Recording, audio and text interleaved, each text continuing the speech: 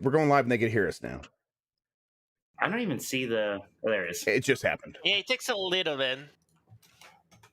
Takes like a hot Yeah. sec. Gotta connect to the server. Get to the mainframe. Man, I did not. Get the mainframe right. I did not do a newsletter yet. That's okay. I'll do it after this. I may have. I was watching the Next Under Extra live stream. Yeah, I was too. They're doing good. I honestly didn't even know about that Doom Horde mode. I'm like, oh, that's like a really good idea for a game that looks mode. cool. Doom Horde mode. Yeah, Doom got a Horde mode. Like Doom Eternal, I guess. I don't know why. That's a stupid question. Of course, Doom Eternal, not Doom. Yeah. Like, I was hopeful. It was the other one for some reason. Jeff, did you get... Oh, never mind. I can't say it now. I did, and I already signed it. Yes. That's good. Okay, good. That's good. You did it. Nice job. I got sent my own as well. Yes. I think so. We are all okay. Cool. Let's see where we at. I got the rundown here. I got that here. You know what we could bring up? You know what we could do? I can get the video going. What did you do? Let's get the video going. Tell me what you really want now. Tell me what you... I want it hot. I want it hot. I want it hot. I want it hot. I really, really, really, really want a zigga ah. If you want to be my grubby, you gotta get with my friends. Mike, friends. Gotta get with me. Oh. Making loves forever. Friendship never ends. If you want to be a cool guy, you can. No, stop. We're gonna get DMCA. Hello, friends in chat. Poochie, we can talk about Josh Sawyer's game. I actually just did a chat with Mr. Matty Plays that he's going to put in a video where he actually, instead of just like covering the news that I covered, he like talked to me about it and stuff, and it was a good conversation. So there's a lot more in there, and Mr. Matty Plays knows his Obsidian, so I'm sure he'll have his own insights there as well. But yeah, we can talk about it here. I'll bring it up. You know, it's also in Grubb Snacks, so you can watch it there if you want. Well, Grubb Snacks isn't up yet, so when it goes up, we're Yeah, I know. I usually have seen Grubb Snacks, and I'm ready to play off it, but I missed it live, so I blew it. I blew it. I'm sorry. Yeah, we're bleeping something out actively. In fact, Jan just said, Jan said he's gonna bleep it out because it's more mystery. I think he likes the idea of it being mysterious. You know what you should do? Like put bleeps in the next episode. Just put random bleeps. You know? Yep. Just like to fight with people. That would be funny. What should I do if I get a super chat about it? What should we do? Well, yeah, we'll pretend we don't know what we're talking about. Yeah. All right, that's good. Like, oh yeah, sure, whatever. All right, everybody, we're gonna get started here in just 1 second. I don't even have to pretend. Yeah, you can just continue to be very, very stupid. What's going on. Yeah. Wow. All right, I think I'm ready. Let's test this audio though. Let's do that. So that's just gonna be this button right here. There we go. Yeah, it's going on there. It gets going crazy. Yeah, I know that. But they found that light bright, which they found during Amy found it during Grubb Snacks, and now they're both playing with it. And now so they went the lights off, which is why it's all moody in my video. Nice. Light brights rule. They also don't. Yeah, but they also don't play together very nice. They're 2 and 4, and I don't know when that. I'm getting my suspicions. It may never happen where they play nice together. So. Yeah, it's a bit of it's just enough of an age gap where they're just not mentally thinking the same things. They have different expectations of what playtime is. Yes, exactly. Yes, they really do. Yeah, you fucked up the scheduling on those two. Yeah, yes, exactly. Yes. Yeah, I should have delayed them. Yeah, should have waited 10 years so the older one just helps you raise the other one. Yeah, that's thinking right there. That's true. I'm 10 years older than my sister, so. And you probably changed lots of diapers, yeah. Yeah, I changed diapers and shit. Yep. All right, I think we're gonna go. Yeah. All right, thanks for your help, Christian. Good luck. Thanks, Have man. Fun. Yeah, we're gonna try. I'm a little higher than you, Jeff. Do you want me to lower my webcam, or do you want to do it on your end? You know how it bothers me. Yeah, let me do mine instead. That's actually even better. And then get back. Go higher and higher and higher and higher into the sky. How does it feel to be so high? Is that better? Yeah. A little bit of delay. Just hang on. Yeah, It's gonna better. get there. You're good. I had to go over to Discord again. Usually I'm watching the YouTube stream. All right, let's just do this podcast. Is what I'm thinking. Okay. Wait. Okay, I'm good. You put the news together, huh? Well, no, I used Canoodles, and then I just made it. I just kind of like picked what we're going to talk about because there was a lot again. There is. But if is the news good? Yeah. I think this is everything. If you check the GamesBeat Decides thing in Discord, we talked about this. We've talked about 2 of these on Nintendo's already. Yeah, get it. Scratch it. Yeah, there we go. Yeah, listen to Nintendogs, you nerds. Yeah. Okay, let's do it. I'm gonna count down. I'm gonna hit record, and then we're gonna start. 5, 4, 3.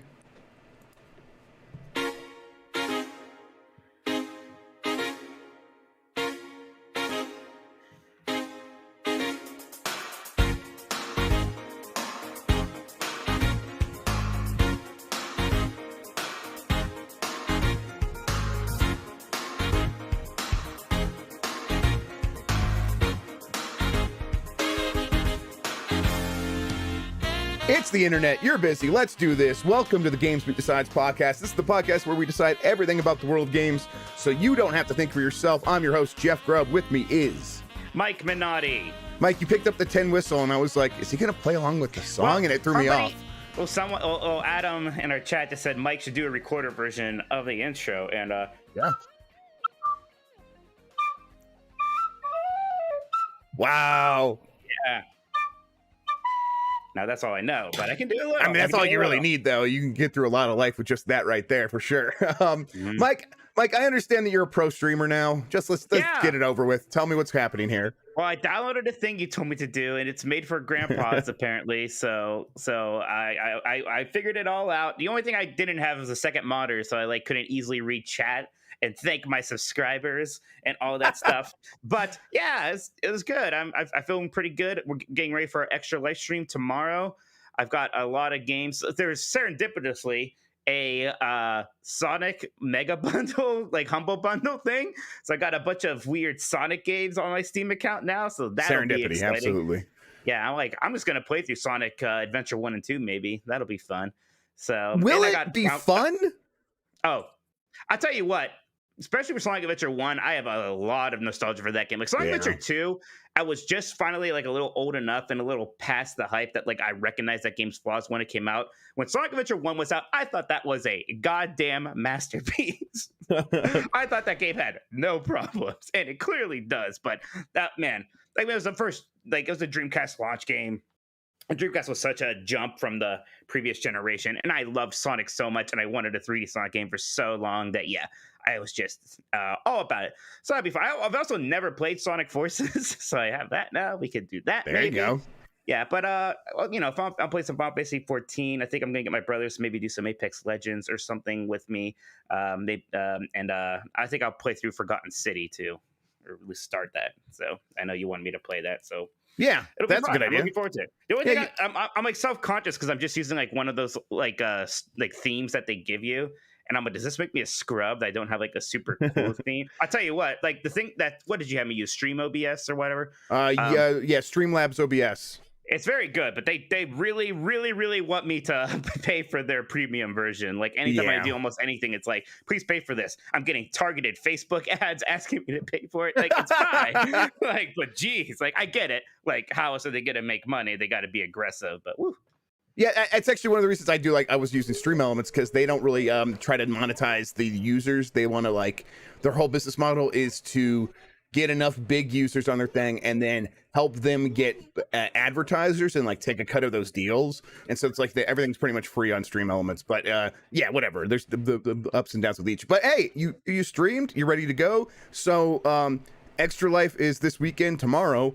And by this time tomorrow, I will have been streaming for several hours already. We should include our Extra Life links onto this YouTube description or something. Yes, I will. I'll make sure. I'll add it here in a bit. Here's mine in chat. Yeah, give me. Hey, I got to show Jeff how much better I am at raising money for kids than he is. Give me your money, not Jeff. It's a competition. It's a okay, so it's a competition now, and I feel like I hope not, because you'll absolutely win. I'm going to try to destroy you. I'm going to put you in your place once and for all. I think you're going to do I think you're going to do great, Mike. So don't worry. It's going to be a good time. You start at 6 p.m. Eastern time tomorrow, right? Yes, sir. So yeah, and then when you get on, I'm gonna try to stay on for at least, I think Mario Party is what we're probably gonna play. Are we gonna do a full 30 turns? Because that takes a long time.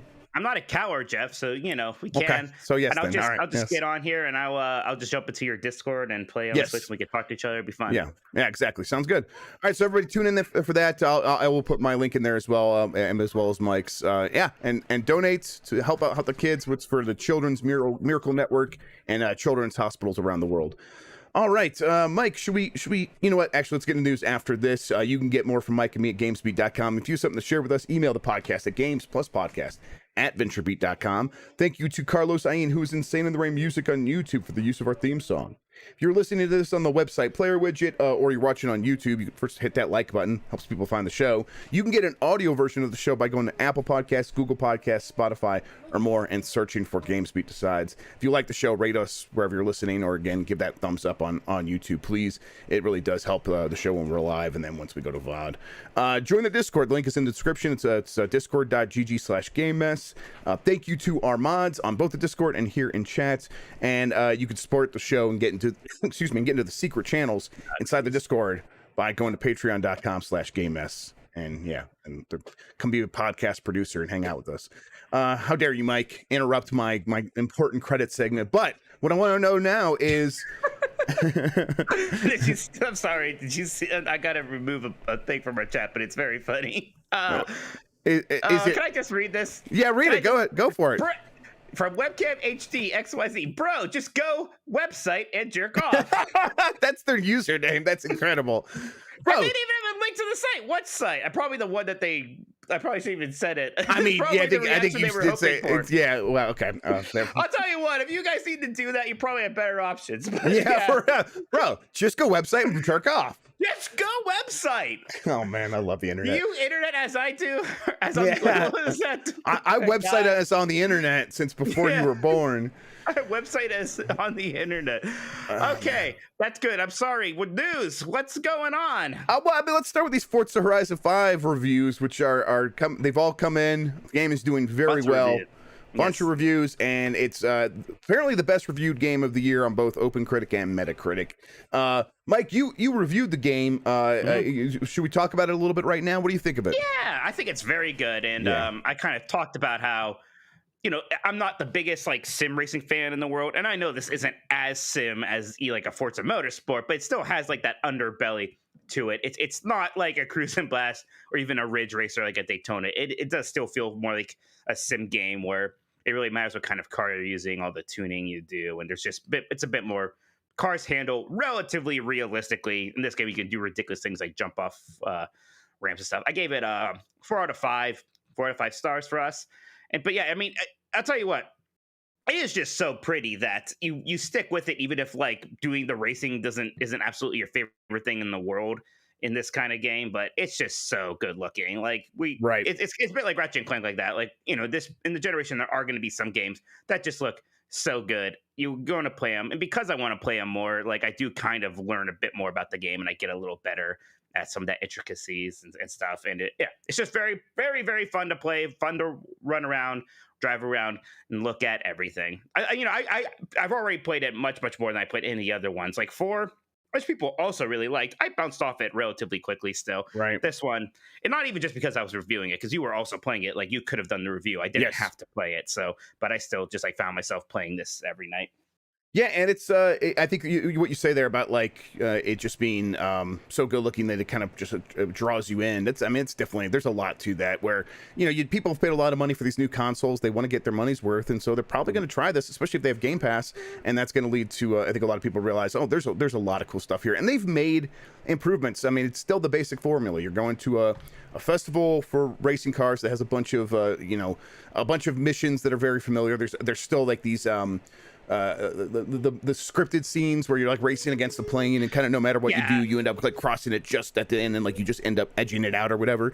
And I almost wish like the game was more that. Like that's the stuff I did really like, are these ridiculous event things where you're racing a plane or a train or monster trucks. Like if the game leaned more into that, even because most of the game is actually you just doing relatively regular races, and you know, like they're fine, but sometimes I'm just not quite sure why I'm doing well or not. Like you know, it seems like sometimes if I don't pass every car up in the first 30 seconds of a race, I'm just never going to.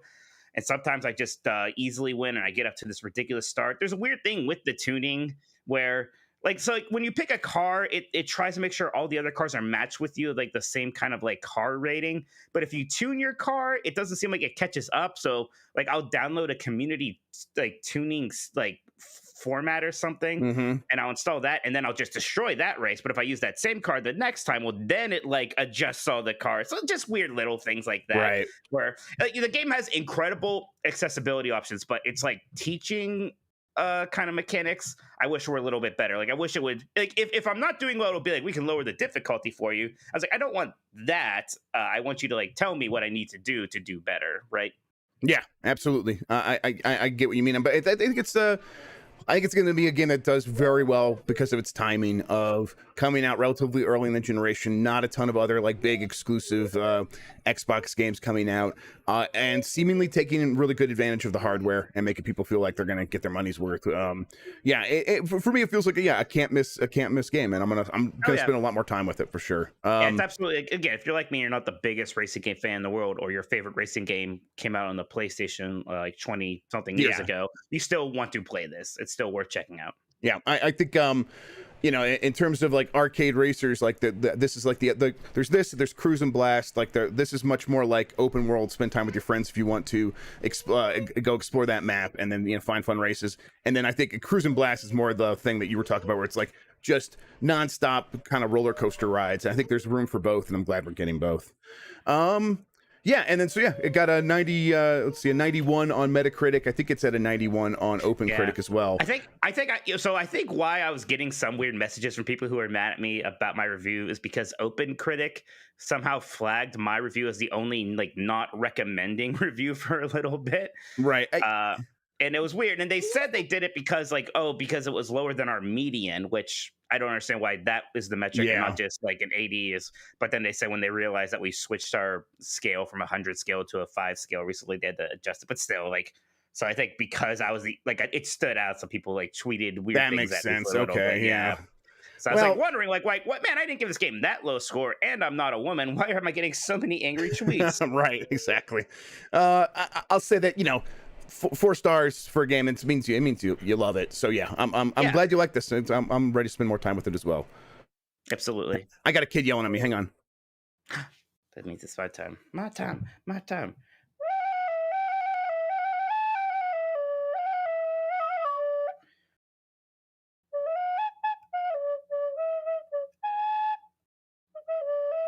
There's a little bit of Coco there for a little bit by accident.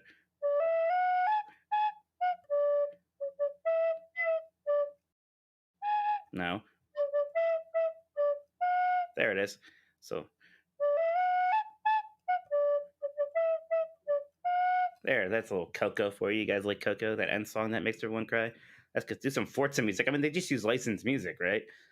So, I mean, I don't know if they do that. It is impressive, the radio stations, how they kind of comment on everything you're doing in that game. It's a little annoying how they all call you our Forza superstar. Like, I get it. Even though, like, you pick your name and sometimes they'll say your name, but most of the time you're the Forza superstar. I think also I am just old, and the whole like super good vibes only party atmosphere of those games is sometimes like a little, I don't know if off-putting is the word, but it reminds me just like, you ever have those friends, it's like, and you went out with them on like Friday and they're like, yeah, let's party, woo! And you're like, okay, yeah, sure. It's like if this whole game is just people screaming, let's party, yeah! Then they like, you meet them, and then 5 minutes later, like, you're my brother. I'm like, okay, yeah, that's great. Like, I love racing cars. All right. So, I mean, again, I'm not expecting them to like introduce drama and nuance into the story of Forza Horizon or anything, but it is like, it almost feels like you're at like some weird like retreat where it's like good vibes only or we will kill you. You know what I'm talking about, Tim? You guys know what I'm talking about? My gamer tag is just Tokoto. My everything is just Tokoto, like my Twitter. TOLKOTO. You were young once. I was young once. Hey, I probably partied more than Jeff did and everything like that, but come on. I doubt that. I was telling people how like the Forza, like, what do you think about the Forza Horizon like party sphere? Like, does that make you feel old or a little bit like, I don't know? It's just like, it's like good vibes only all the time. You meet a person and they're calling you brother constantly, and everybody is having fun, but also it's nothing like a real party because no one's having sex or doing drugs. But, like, yeah, it does. Yeah, it definitely feels like a party from like another planet. Like I don't do does, right? Yeah, exactly. It's definitely a stale formula for me after playing almost all of these games now. I think the only one I haven't really put a lot of time into was Forza Horizon 2. Maybe even I did play that one. I might have reviewed it. I don't remember anymore. But it's like, okay, I hope that when they come back with the new Forza Tech engine next time after Forza Motorsport 8 sort of revamps everything, I hope they rethink this formula a little bit. They could do something else new, I think. But, whatever. I'm not really complaining about this game at all. Sure. Yeah, no, it's fine. Like, and again, it doesn't ultimately matter that much. It is just like, I didn't talk about it in my review. If it mattered, I'd talk about my review. But it is something that is funny to talk about a bit. How, like, I do sometimes think like, man, these guys just love partying, I guess. Yeah, I wish that this one still had like maybe it does, but it won't have the floss and it won't have the Carlton dances because they took those out of the Forza Horizon 4, where you like go to like landmarks in the thing and then it shows like a vista view and you could like be like standing next to your car, but if you want you could also set it so you're like doing a weird dance, and I'd always be just doing this weird floss while it's trying to show me this beautiful vista, and it was just it was so dumb that I loved it. It's like it was doing that stuff very well. Should we talk about some other reviews that come in? Yeah. Let's talk about some other reviews. Call of Duty, is that the one you're thinking of? Yeah, well, we can talk about that first. But so Call of Duty reviews came in. Also, Dean's reviewing that for us. He hasn't given it a score yet. I mean, it's on like the lower end for Call of Duty. It's PlayStation 5 Metacritic is a 77. I think a lot of us were kind of expecting this. There didn't seem to be as much excitement this time around. We kind of got the feeling that development on this one was maybe going a little bit more difficult. So I don't know, nothing too shocking here. Do you have any big takeaways? Like, this is still going to be the best-selling game of the year, right? Or is this like a vulnerable? I tell you what, if this was like a year where like Red Dead Redemption 2 came out, or something like that, maybe it would be in trouble. But like, it's not like Battlefield's going to sell better. It's not like Far Cry is going to sell better. So no, it'll still be the best-selling game of the year, and it's the kind of thing where this is something that gets paid off next time around, so the next game might get hurt a little bit by this. But the next game's Modern Warfare 2, and I think a lot of people are just going to be like, I liked Modern Warfare a lot. Exactly. Last one, so. Right, and that's the whole thing here, where this audience is super educated about this series and the developers behind them, and they know that this is not a Treyarch. The next one's not a Treyarch game, so they're like, I like the last Infinity Ward game, so I'll play the next Infinity Ward game. So yeah, I think you're right, where this is still going to be the best-selling game of this year, and then also next year, but most people will have forgotten about this one and they'll move on, and it'll just be fine for Call of Duty. Kind of Call of Duty's in a really, invulnerable position in terms of like being able to withstand, disappointing entries in the series. Right, basically. like they can stand it every once and again. It happened a little bit with Ghosts and even Infinite Warfare a little bit. If they ever had like 2 or 3 in a row, they'd be in trouble. But that hasn't happened, and it would be unlucky for it to happen, right? So they'll be fine. Yeah, and it's it's a game that it's so well known. What else can we really say about it? I guess I'll try the multiplayer, but even the good recent multiplayer versions, like multiplayer modes in these games, I haven't spent a lot of time with. So it's just not something I'm looking forward to Halo. I want to try Halo. That's probably going to be multiplayer game this year. I'm the same thing. Like if I'm probably going to play Halo when that comes out. Maybe I'll try Battlefield even, because Battlefield like doing something, whether for good or bad, it's doing something new and different this time, right? Mm-hmm. So we'll see what that's like. But so then Shin Megami Tensei 5, Mike, what's up? Well, it's gotten very good reviews. It's got an 87 Metascore right now, but the fans are still losing their minds anyways. I thought you need to go to the Mega 10 Reddit. I went there yesterday. That was just a trip, because it's like 3 out of 5 people are getting very mad about any reviews, specifically the IGN one that just like compared it to Persona 5. And then like the other 2 out of 5 are embarrassed for everybody. So like so that whole community has this giant chip on its shoulder. Yes, of course it does. And I was thinking about this because, like, I just look at the way they're reacting. I was like, this is like the way the Sonic community reacts to stuff, right? And like they're like the famous for being weird about reviews. And I'm like, okay, yeah. So they just have like a Sonic community sized chip on their shoulder, and it's all because a lot of these people have been playing these games before, like Persona 3 or 4 or even 5, like really made the franchise popular.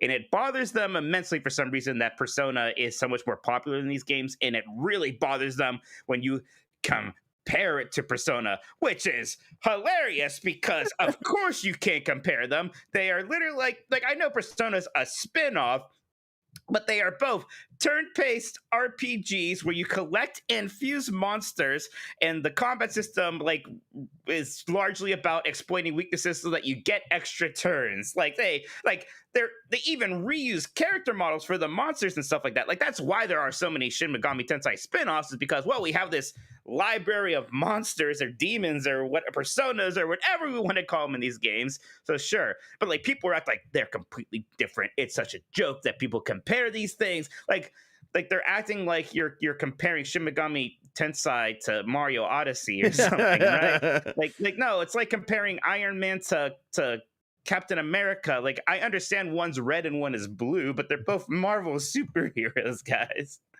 It's like I get it. You played Strange Journey on the DS. You're very special. You know that Shin Megami Tensei is older than Persona. You're very cool.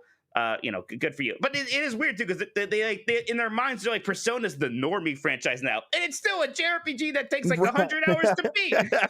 But like that's like the normie one now. So they're just, I don't know, they're just very insecure, and they're having a day about IGN and other people daring to say and IGN score for the game an 8. Yeah. They gave it an 8. They gave it an 8, but like, and all the person said was, I happen to prefer Persona. And people like, oh, we don't like that. They're very proud on the Megaton Reddit that they gave it that the video review from IGN for Shin Megami Tensei 5 has 1,000 likes and 12,000 dislikes. They're very proud of this. Yes, they did it. USA. People are crazy. People are crazy. Like what? Why can't a person say that they like Persona more? I mean, I do. A lot of people, to be clear, there's a reason why why Persona sells more.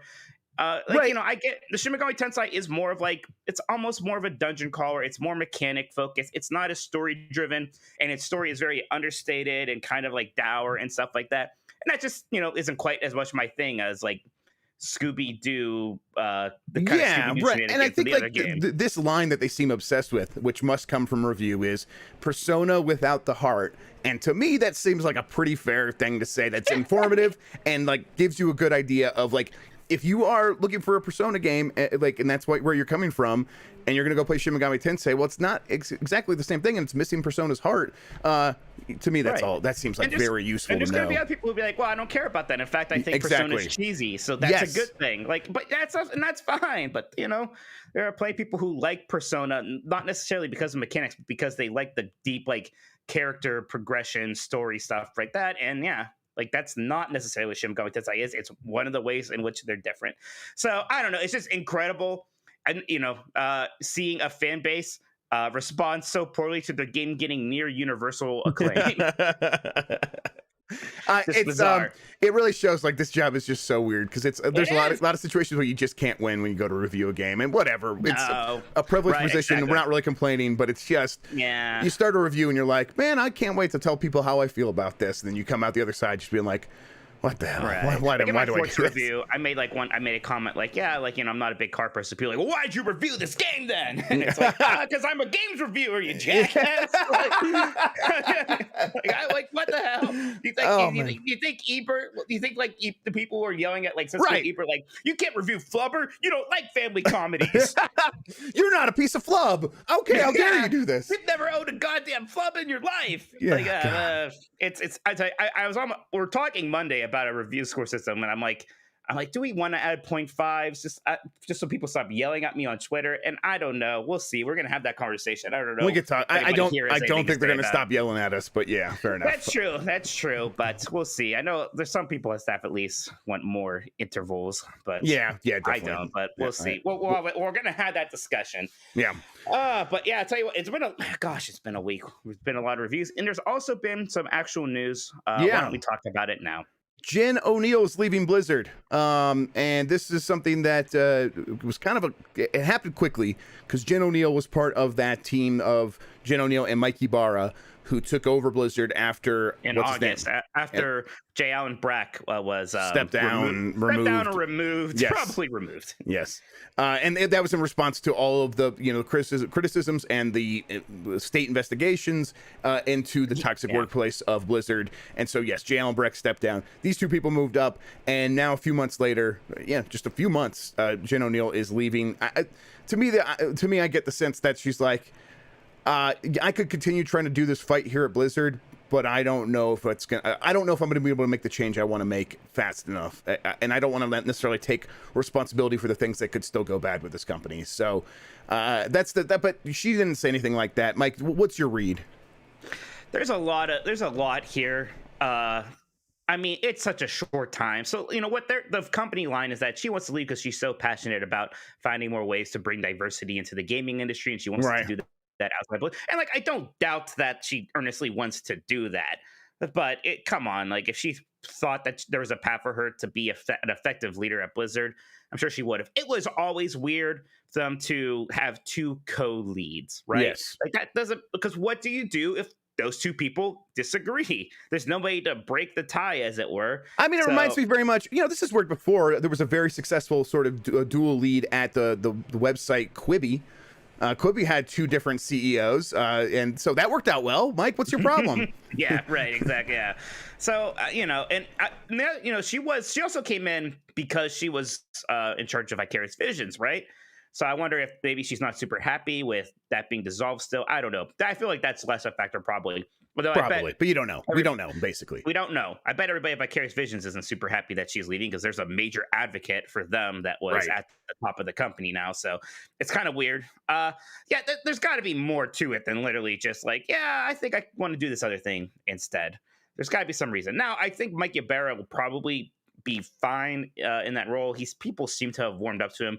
He does something that endears him to the World of Warcraft community because he actually plays the game and kind of talks the talk there a bit. So he's been playing it for a long time too because he was streaming it all the time when he was working at Microsoft. So so that's something, but it can't be good news. Jen O'Neill just leaving. It also there's the optics, of course, and the actual practical reasons of you had a giant issue with women and how you treated them. One woman leader is leaving. Yeah, is left after 3 months. Yeah, immediately. So. It is weird. So yeah, and then they did their earnings, and the earnings themselves were good, but or fine to good. Yeah, they were decent, but yeah, I think the thing that you're gonna lead into here is well, I mean, last week we talked about Bobby Kotick taking a pay cut and asking his compensation to be reduced to the minimum, and we speculated at the time that there would probably be another shoe waiting to drop during this earnings, and that came to pass. So Blizzard is delaying the release of Overwatch 2 and Diablo 4, games that don't have release dates, and yet they're still delaying them to 2023. So to me, this is them saying we're not going to have this is their messaging is saying we don't have a lot of big games coming out in the calendar 2022 other than Call of Duty. And so literally other than Call of Duty, right? Because that's been their business focus now, is they took everything off and just on Call of Duty, and it leaves you up to risks like this where that is literally going to be our only game this year, right? And so they're still going to make a lot of money from King, which is a mobile the mobile publisher that actually is still growing very fast and stuff like that. But if an investor is looking for growth elsewhere, it's not coming. And really, it does look like they could have a pretty poor comparison if all they have is Call of Duty. So, and that's kind of what I was expecting, something along these lines of like an outlook that was pretty poor, and the investors responded to that in the way I kind of predicted as well. The stock price dropped like 8%. At first it went up 4%, then the news of all these delays came, and it dropped so in total it dropped like around like 10%, 11% from that high. But yeah, it dropped like a rock, and I think that Bobby Kotick is going to be able to point to say, hey, I'm already getting paid the minimum. I'm going to do my best here. I'm worried about these women, but if you want me to worry about the games too, okay, I'll worry about the games. Sure. It kind of feels like a little bit manipulative. But yeah, Call of Duty is going to be their one game, and this is Activision's own making that they're in this situation. We'll see. Mike, what do you think about Overwatch 2? Diablo 4, yeah, it's taking a while, but Overwatch 2, just this Diablo 4, I'm not too shocked. And both these games got new leaders put in relatively recently. So, of course, there's going to be some delay there. But man, Overwatch 2. So I actually played both of these games at BlizzCon 2019, which was like November 1st, 2019. 2 full years ago. 2 full years ago.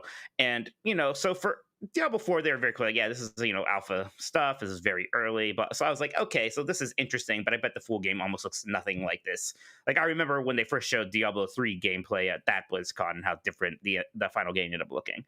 But Overwatch 2, like, what they said for that is, yeah, we're adding a co-op campaign, and there's going to be a new PvP mode, which is pretty similar to other ones, some new maps and stuff. Like, it basically just sounded like, yeah, we're making a lot of new Overwatch content. Like, okay, so they're almost like taking what would be like a year's worth of what could be just regular content releases and releasing it at a big update called Overwatch 2. And Jeff, if you had told me at BlizzCon 2019 that would be coming out 6 months from then, I would have believed you. Oh, of course. I was like, yeah, that sounds right. Because again, I play it. They're like, yeah, okay, yeah, I guess. I always expected it to release at the latest at the launch of the new consoles in fall of 2020, and because it's like that makes so much sense. And now we're talking 2023. 2023 for over, and again, this entire time, almost nothing's happening to the original Overwatch. If that was the biggest game in the world a few years ago, right? It seemed like it, and now it's dead in the water because nothing's happening there. It certainly feels like, man, maybe we should have just slowly released the stuff to Overwatch 1 after all. Yeah. Because they even said so they said Overwatch 1 and 2 players are still gonna be able to play with each other. It's like, okay, so it's still kind of the same. It's still game, it's still that same concept, just that there's around. Listen, I get that there's a lot of philosophical ways to approach how you release content for an existing live service game. Like Warframe has just done regular content drops since it launched at the beginning of the last generation, and it slowly adds more and more players, so that's bigger and bigger every time, and that works and makes sense. But then there's also stuff like, you look at Destiny 2, you talk about how you wish they would just release Destiny 3, and yet they're going the route of just releasing content for Destiny 2, and it's like, what is better there? I get that this is a difficult challenge to tackle, but this just seems like a mess even beyond that. And even then, when you look at that side of the argument of how should this stuff even come out, and what would be best for this game, and what would be best to keep the momentum that Overwatch once had, it just feels like they are blowing it at every possible turn. And then Overwatch 2 feels like something that might never ever actually come out at this point. I don't know. I think it's got to come out. I think so too, but it just feels like there's a chance it won't. Right. I mean, it's bizarre. There's a chance that maybe they're just going to be okay, we're just going to start releasing this stuff in Overwatch 1, and, we'll upgrade it. And some of these big updates will have some of the big engine changes that we were talking about. And then we'll release the first few missions of the co-op campaign. And here's a new hero, which, as I'm saying, it kind of sounds like a pretty good, structure or way to have gone about it. The only difference is you don't have, the big Overwatch 2 release, which is this big thing that can happen in a quarter, right? It's a big thing that can boost a quarter. And it was, at that time, a big thing that can give them that big BlizzCon that they were so worried about when they were going through some rough times there after that, the disastrous BlizzCon where it was only Diablo Immortal and that disastrous thing going on with Hong Kong and everything like that. That makes me realize that they do have Diablo Immortal coming out next year, so there is a game release, so that's something. And I think that'll probably do well. I kind of forgot about that, but the Overwatch, that is shocking to me that we are actually going to get more than a whole nother year of basically dead in the water Overwatch. And I feel like if in 2019 they knew that this wasn't going to come out to 2023, they would have never have gone with this route. Yep. I 100% agree with that. Other games delayed. Midnight Suns, that Marvel. Yo, go ahead, please. Well, so just to keep on Blizzard for a bit, I did do that World of Warcraft interview this week. That's right. Yes, talk about that, please. Yeah. That was interesting. For people who don't know, World of Warcraft's been kind of contentious lately. Like, even aside from everything going on at Blizzard, like, there's a lot of people who weren't super happy with this expansion, who have left and played Final Fantasy. A lot of content creators have left, right? And people are always like, there's not enough communication. And specifically, they want to hear from the director, Ian, in Hazakanakis. I'm sorry, I'm probably saying that last name wrong, but it is complicated. So I got a random email like, hey, do you want to interview Ian? And I was kind of shocked. I was like, oh, is he doing like a round of interviews? Oh, okay. Yeah, I'll interview him. And then it was like, oh, no, I'm the only one talking to him. So I had this very strange week where all these like World of Warcraft and Final Fantasy YouTubers that I watch regularly were talking about my interview and stuff. So that was interesting. But yeah, it was really good. It was good for me. He had a very honest, kind of frank discussion about some of the things that have been changing, about some of the things they're doing, and kind of about how they need to listen to player feedback more. And they've said some of this before, and a lot of players still like are basically like not giving them an inch on this. But it was still it's probably the biggest interview I ever had. So it was a strange time. When you were were listening to the content creators that you normally listen to, and they were mentioned like, oh, GamesBeat and Mike Bonatti did this, and were you like the Leo DiCaprio meme from there you go, perfect. Yeah, no, I know what you mean. Oh, they always said VentureBeat though, because of course, like if you're just going to the site, it just looks like VentureBeat to do. Yes, which I understand, right? Yep, me too. I stopped fighting that fight a long time ago, Mike. Yep, I know. But yeah, it was pretty interesting to be like, I was the lead of the World of Warcraft news cycle. Yeah, and that story did very well. What were the big things that people wanted to talk about? So they're doing a lot of stuff right now to kind of get rid of some of the more immature and kind of dated references in the game. Like, the game was very juvenile in regards to women and stuff like that for a long time. So they're getting rid of some like the kind of more bad taste jokes, and they're getting rid of some emotes that could be kind of used in weird ways, like the slash spit thing.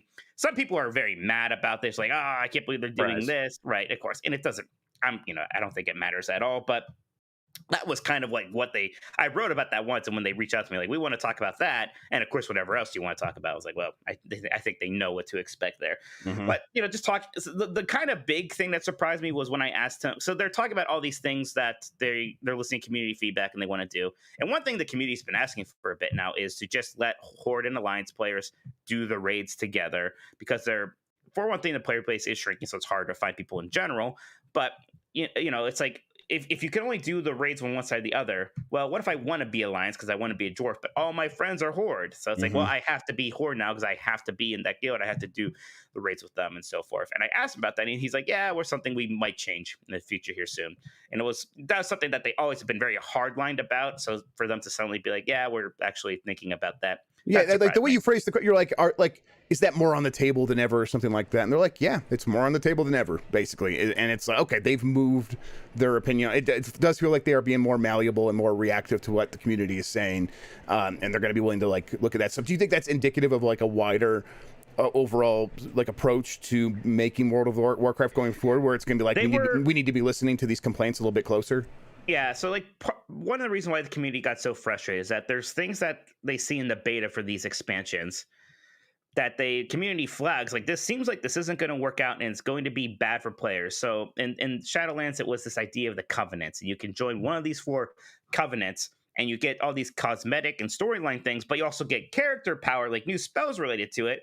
But there's this issue where it's like, well, I like the cosmetics and the story in the zone of these like fairy people, but the spell that I get with the vampire people is clearly better for me. So it's frustrating because I have to do one or the other. And if I want to just change between them, it's this whole process and I lose all my progress, leveling up the storyline, all this stuff. And everyone's like, this is a problem.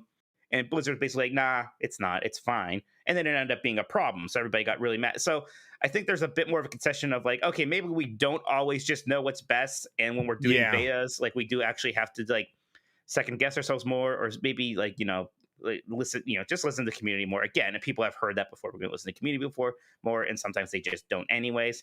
So we'll see if they follow through with it. But it was interesting. It was interesting stuff.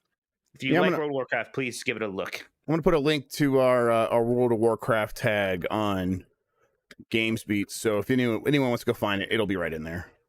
Hooray. Oh, Nick Turbo even helped out and put the link right to the story. Great. Okay. Awesome. So let's keep moving on with the news. Mike, thanks for going over that. I that was a good idea. I completely forgot. Midnight Suns was delayed to the second half of 2022. It was supposed to come out in the first half. I think Rachel Kaser, one of our writers at GamesBeat in chat, was like, she's like wondering if like Cyberpunk Fiasco is leading to more people wanting to push the releases of their games out so that they don't end up in that situation. I think that's of course just a factor here. Like I think the reaction to Midnight Suns was definitely cool because of the card mechanics, where people who like card mechanic games, and I think that is something that's growing every day. People realize, oh, I like card mechanics in games. I didn't know. I thought I hated this. But for the most part, if you like that. And if you don't know, you have a sort of an adverse reaction to that stuff. You're like, this doesn't look like cool dudes doing cool stuff and cool action movies, which is what I want in video games. And so they're in a situation where I think they need to figure out how to sell that game and convince people that it's going to be worth their time and money. You think is like a 6-month delay enough time to rework or even remove the cards if they wanted to? No, definitely not remove. I think it's going to be maybe you reshift the emphasis or something, or maybe you can spruce up the way that the presentation looks or something like that. But that's it. But I also think they might give them more time to figure out how to market the game and figure out how to talk about it and how to present it in trailers and stuff like that. So that sort of thing. And also I'm sure that's just like typical COVID problems of not enough talent to be able to finish this game, and they're just going to need some extra time. But yeah, I'm still interested in it. I'm still going to give it a look when it comes out. And then you love cards. Yes, I'm just me, Mr. Cards, Mr. Card Counter over here.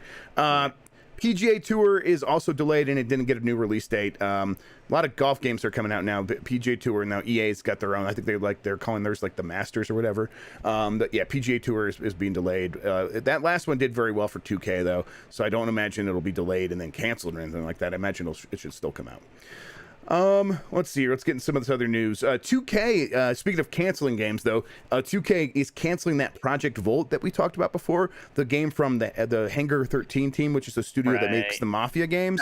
No, they never said it was Project Volt. They just said in their they said in their earnings report, like, we canceled a game and we spent like $53 million on it, and that's just sunk costs now, and we're just we have to let you guys know.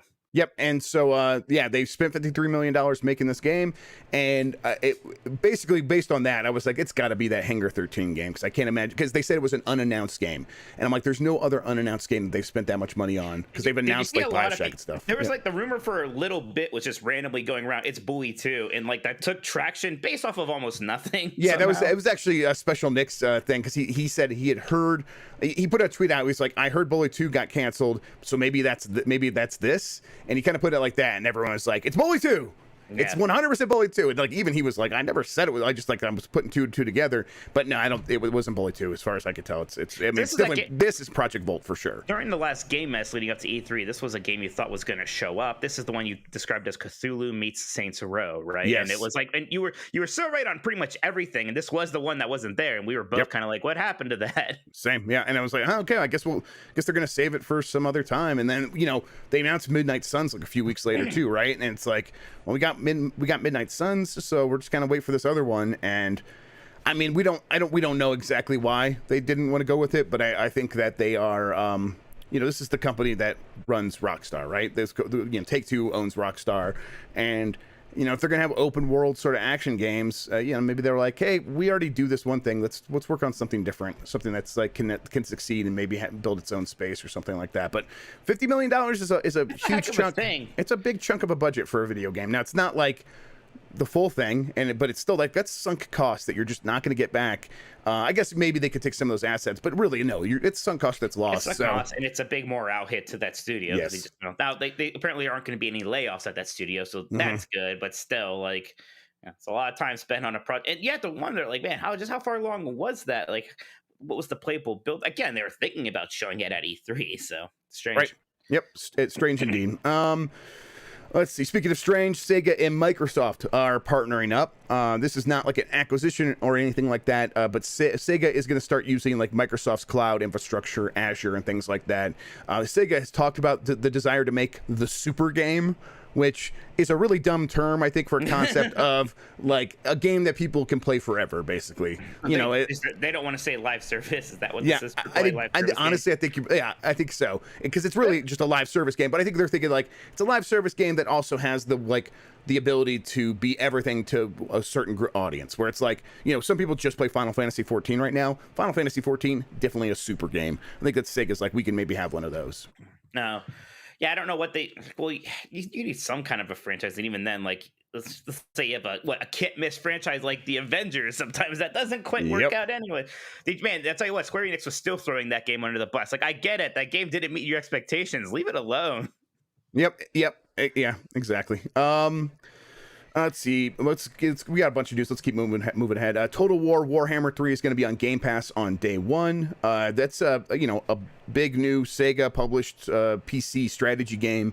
I'm not too surprised that Sega really likes Game Pass, and I'm not too surprised to see that it's Sega, or that its PC side of publishing is like really embracing Game Pass and kind of going forward with that, because I think if you put a game out that is on Game Pass on PC, that's not going to hurt its Steam sales all that much. That Steam audience is still going to want to just buy it. It almost feels only additive at that point. So I think it's a good move. Do you think that, though, that this moves forward with like Sega's relationship with Microsoft to get something like Persona on to Game Pass or something like that, or what do you think? I mean, I don't. Gosh, at this point, we keep wondering about why the Persona games just aren't available on more things. So I don't know. I can't. I'll say no. I don't think it has anything to do with Persona still. Yep, I think you're right.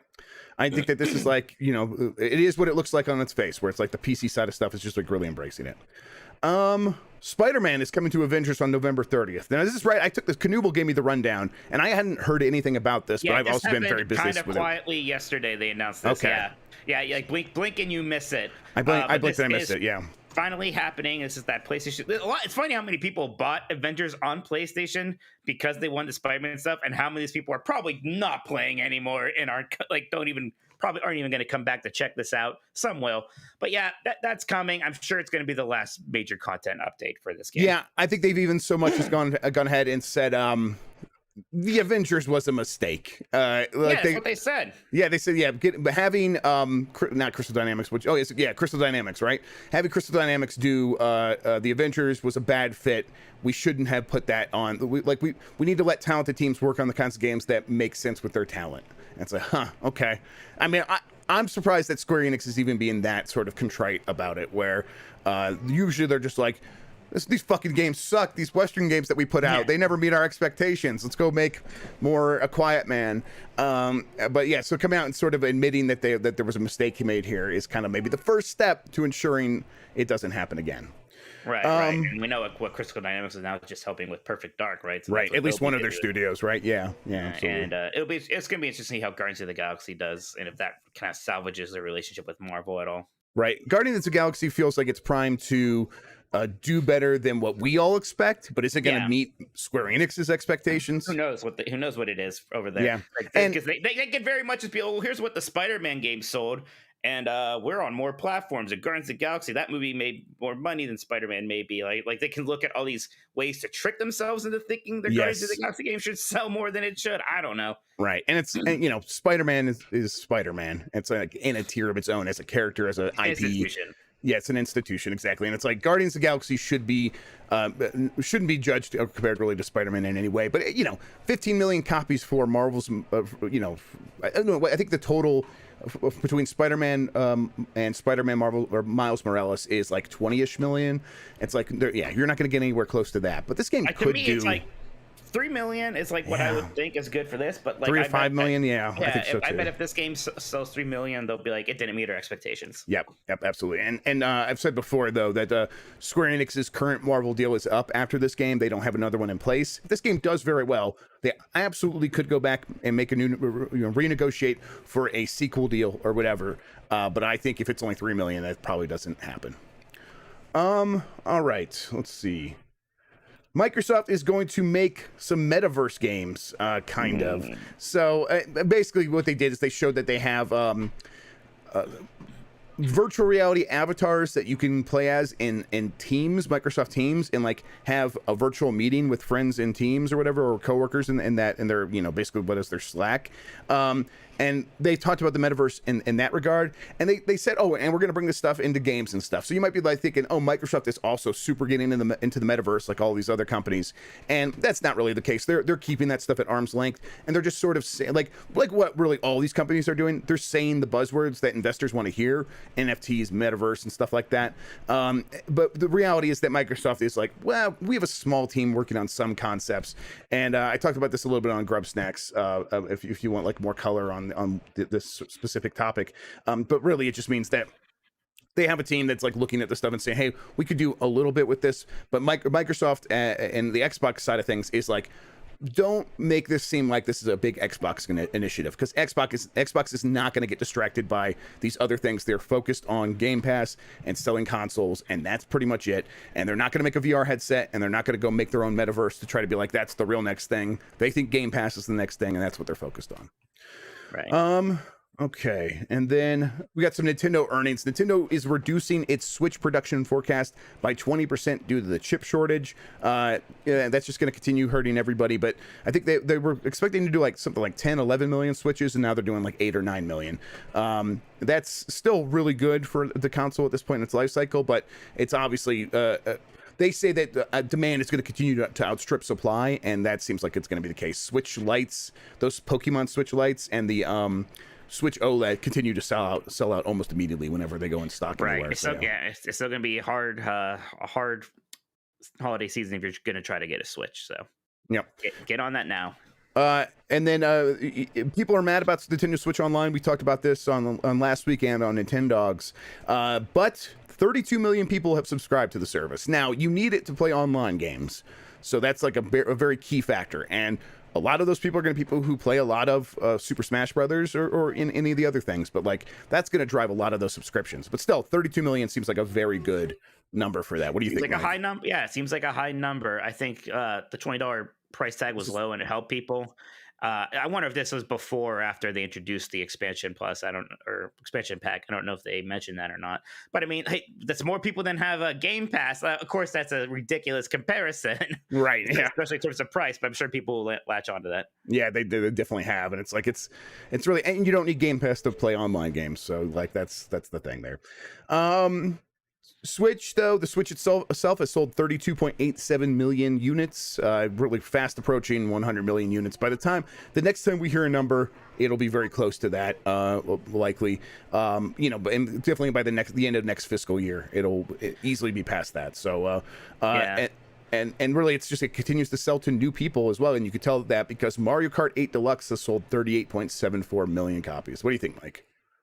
It's a lot of copies of a Mario Kart port, isn't it? Yes, it is. In fact, I think that might actually include the Wii U numbers. Maybe not. I don't even remember anymore. I don't think so because it's Mario Kart 8 Deluxe numbers. Yeah, I think that they separate that out from Mario Kart 8. Now NPD puts it together, but NPD puts it together. You're right. Nintendo separates it. You see, Skyward Sword I think has already outsold the Wii version, which like of course like games ported from the Wii U outsell the Wii U version. Right. But Skyward Sword was like a late Wii game when that system had a massive install base, and it kind of just shows the problem that the Wii did have, where it sold all these consoles, but it sold it all to people who bought like Wii Fit and Wii Sports Plus and nothing else. But here it's like these people buy games on the Switch. That's why, yes, even though it seems like, oh wow, it's doing really well compared to Switch, or the Wii, it's doing much better than the Wii. Yes. So it is fast approaching like the Wii's total software sales, which I think was like somewhere 900 million.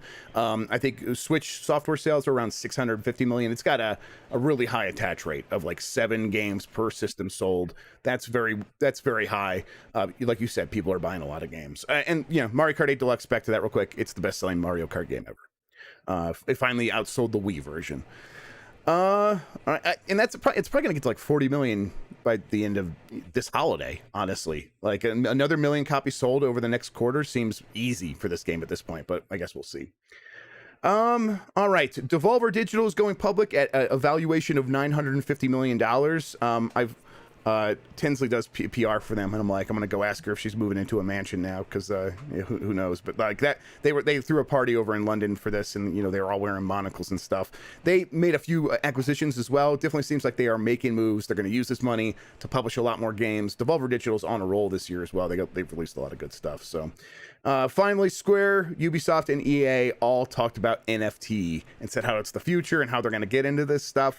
And I think I'm wondering if by next, because they're saying all this stuff because they're all doing their financial calls with investors. Yes, of I course. wonder by the next financial call if they'll still be talking about NFTs. I think there's a good chance it'll just fade away. They have to. Most of them were asked about it in their investor calls, right? And of course, what are they going to say? No, we're not going to pursue this buzzword that you're all excited about, because that's going to be bad for their stock. Mm-hmm. I wonder how many of them are legitimately and earnestly that interested in NFTs. We know Ubisoft is. They've been talking about it. But I'm sure they're all going to do it a bit, just like how they all invested in esports, right? And how they all invested in cloud, and how they all invested in whatever the buzzword was last time. So, yeah, sure, they're going to do something. EA said we think it's the future of gaming. Do they really think it's the future of gaming? I don't know. I don't think it's the future of gaming. And it's certainly not the future of gaming. Maybe it's the future of EA making money. Maybe even that I don't really believe. But yeah, for sure. We'll see. We talked a lot about NFT last week, so we don't, and we also talked about Nintendogs. We don't need to reiterate a lot of that stuff. But mostly, we're going to remain skeptical. We're skeptical of it, and I need to be convinced, and I'm not at all right now. Yep. All right, Mike. Here's what I'd like to do. I'd like to go get into our questions, but first, we're going to take a quick break, and we'll be back with those right after this. All right. Okay. All right. So I'll put an ad break there for the podcast version. Yeah, Supernova, you're listening. Before I read your thing on the show, our CD Projekt Red's overhauls 2022 for Cyberpunk 2077 considered a re-presentation like the E3 2018 offers for a massive, dense world, or did they give up on the project and move to Witcher 4? I'm just not following this one. Yeah, go ahead and send in a clarification for Mike there, because I wasn't following it either. So sorry about that. But if you can, I think you're maybe asking something about their DLC and if they're giving up the DLC, moving on to Witcher 4. But I'm not sure. I'm not sure what E3 2018 has to do with it. All right. Yeah, let's get back into it. You ready? My throat is. Yeah, I just got phlegm stuck back there all the time now. Mm-hmm. I suck. Try some Flonase. It actually helps with that a little bit. Flonase. Flonase. Okay. It's expensive, but yeah, whatever. I can wing it, Jeff. I'm a high roller. Fair enough. Yeah, okay. Never mind then. Yeah, that makes all the difference. Okay, let's get back into it. All right, Mike, read me super chats now. All right. Okay. I mean, since you asked so nicely. Our first one here is from, let me get my glasses on. My first one here is from Kung Fu Hot Dog. My beef and cheddar boys, congrats on the increased subs, Jeff. Did you get increased subs, Jeff? I don't know. I think so. Well, I mean, if subs on YouTube means something different on Twitch and different on Patreon and all that stuff. But yeah, I mean, we're growing. We're growing everywhere. So thank you. I appreciate it. Square Enix getting butthurt at Crystal D for the failure of Avengers. Live service games suck. Yeah, they don't always suck. I love Final Fantasy 14. There's a right way to do them, but yeah, I mean, Square Enix getting a little bit upset and butthurt about their games is nothing new. That's kind of how it is. But yeah. All right, next one here from Supernova. Is the cooperation between Sega and Microsoft fruitful in terms of games? Will we see Persona 5 and the upcoming Persona 6 on Xbox Series X or S? No, Persona 6 is still absolutely going to be a PlayStation thing, I imagine. That's been working out well for them. And whatever weird deal that they have, or we assume there's a deal that we don't know. Why. Maybe it's just incompetence, but I mean, they should come to Xbox Series XX. I mean, Tales of Arise comes to that platform, right? If that makes sense for Tales, how can it not make sense for Persona? Unless Sony's giving them money. Now, Microsoft can maybe throw money at them, but I can't imagine Microsoft would throw money unless it was to get an exclusive deal. And there's no way Sega would want Persona 6 to only be on Xbox. I mean, they could throw money at it to get it on Game Pass early, right, or day one, something like that. But yeah, it would have to also be to make the game on our system in the first place. In this case, which is different from a lot of other Game Pass deals. Ariel Delgado says, any info on Machine Games project relocation, and what is the scope of Hellblade 2 if any of you meat men know? I imagine Hellblade 2 is going to be bigger, like closer to like the size of what you would expect from, say, a Sony kind of, over the shoulder AAA game, as opposed to the last one, which was like, more focused because it was technically an indie game back, right? Makes sense. I'll tell you what, this webcam person that wants people to go to a website. Yeah, they won't give up. I blocked them. They weren't blocked yet? I mean, Nick Turbo was apparently just putting them in timeout. So I'm like, okay, Nick, I think they weren't going to learn their lesson. I appreciate your clemency, but maybe he doesn't have power to block him. I don't know. Maybe he doesn't know. I don't know. Nick Turbo's a very fair god when it comes to porn. Yeah, I guess. Or he's like, well, maybe they have a point. Maybe if I just put them in timeout for a bit, they'll learn they'll join the community, right? Yeah, and get the porn in there the old-fashioned way. Yeah, I'll tell you what. If you want a tip, I'll let you advertise your campsite. I don't give a shit. But... So someone in chat wants to know how the hell are we not talking about the Elden Ring gameplay from yesterday? I watched it. Did you watch it, Mike? I didn't even watch. I've been so busy this week. I've been busy too, and that's I actually only watched half of it. I'm gonna watch more of it one day. I was up all night the night before, and I was just dead tired yesterday. So that's really kind of what happened there. I don't know. I assume it looks good. We're only interested in leaking Elden Ring. We don't care about the if it's official. This is garbage. Get this out of here. Yeah. All right. Any other super chats? He still asked for info on Machine Games project relocation. Do you know what that is? No, I don't. No, I don't. I don't know what that is either. Yeah, I mean, is that like is like another project, like a secret gang code name or something like that, or something else? Maybe. Well, apparently we don't have any info on it. I know that much. So. Yep. Okay. Airhand Q asks, Forza Horizon Infinity when? So would they ever do what Assassin's Creed's going to do and just make a module basically instead of releasing yearly releases? See, but like I don't understand why Assassin's Creed is doing that, because it seems to me like they make good money from releasing a box for $60 every couple of years. And I imagine Forza is also going to want to do it. It's like people like want on Call of Duty do that. Well, because every year Call of Duty releases a $60 box that people buy a ton of.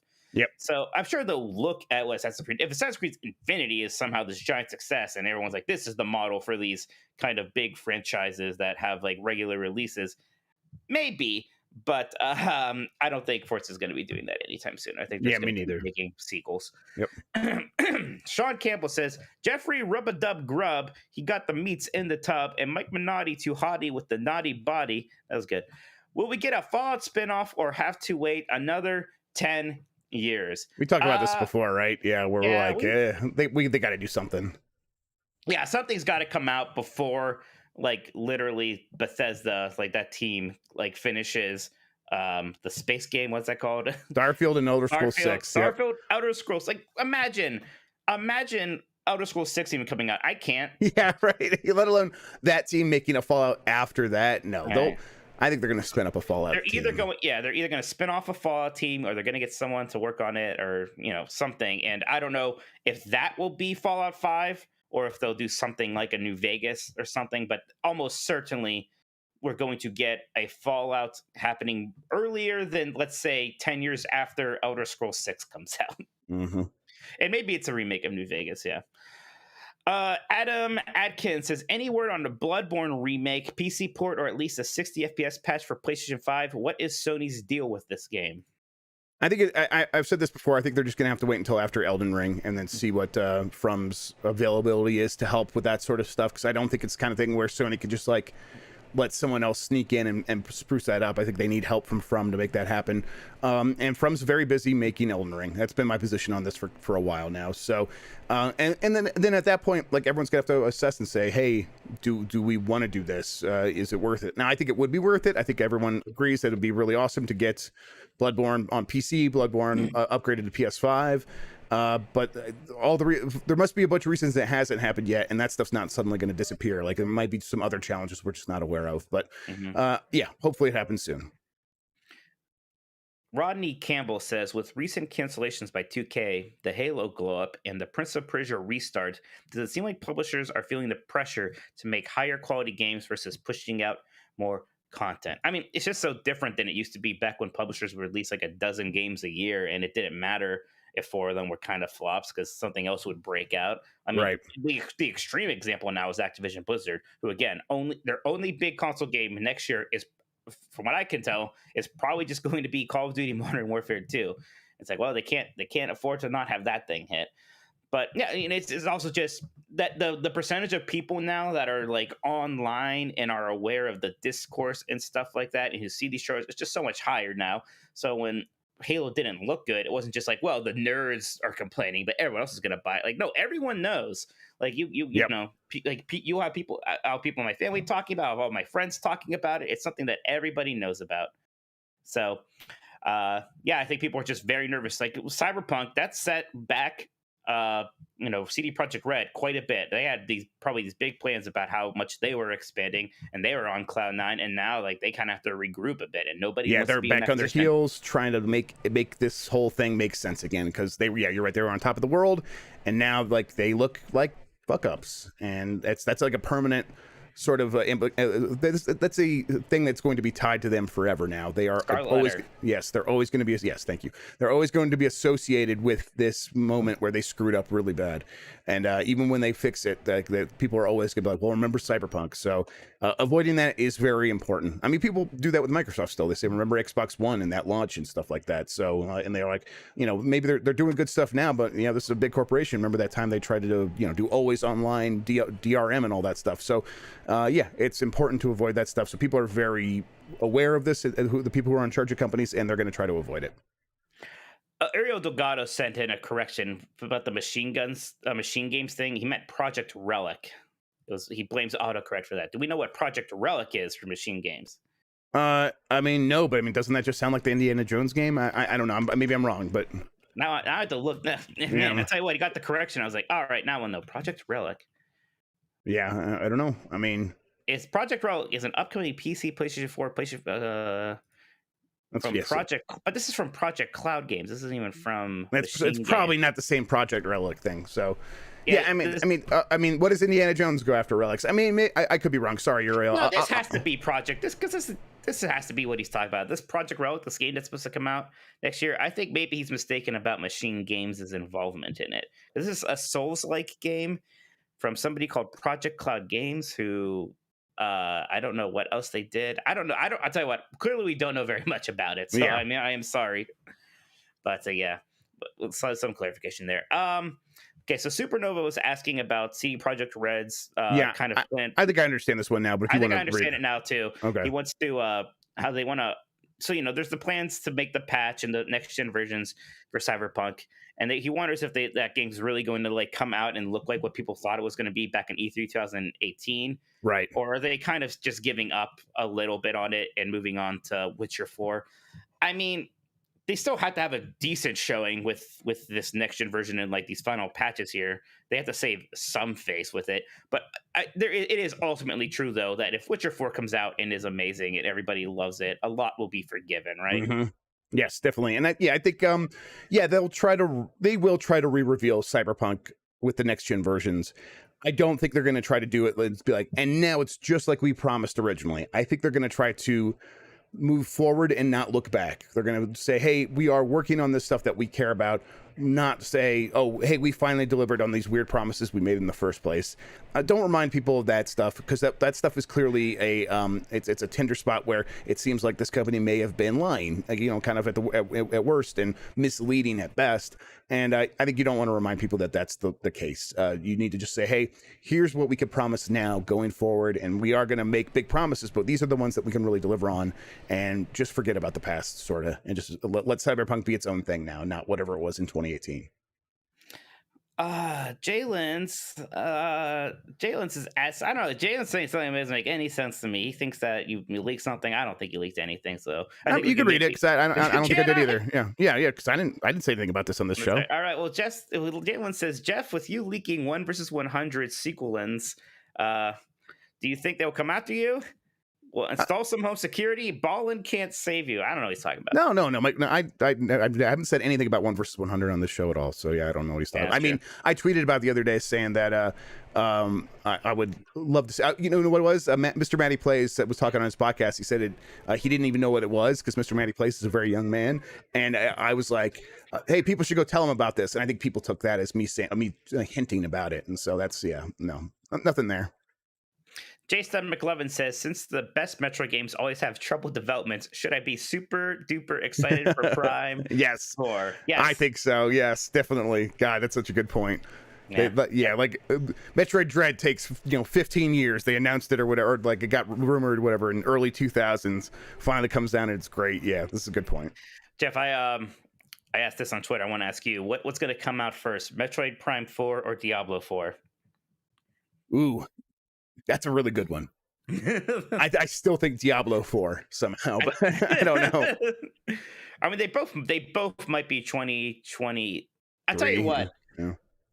I have a hard time seeing Metroid Prime 4 even 2023. It has to. That's 2 years. It has to be, but who knows? Sooner than it is for some reason. Yeah, I mean, it's still we still have a full 16 months before we're there. No, not even 14 months. Jeez. Okay, whatever. I don't know. It's going to depend a lot on if we see Metroid Prime 4 at E3 this year or not, I think.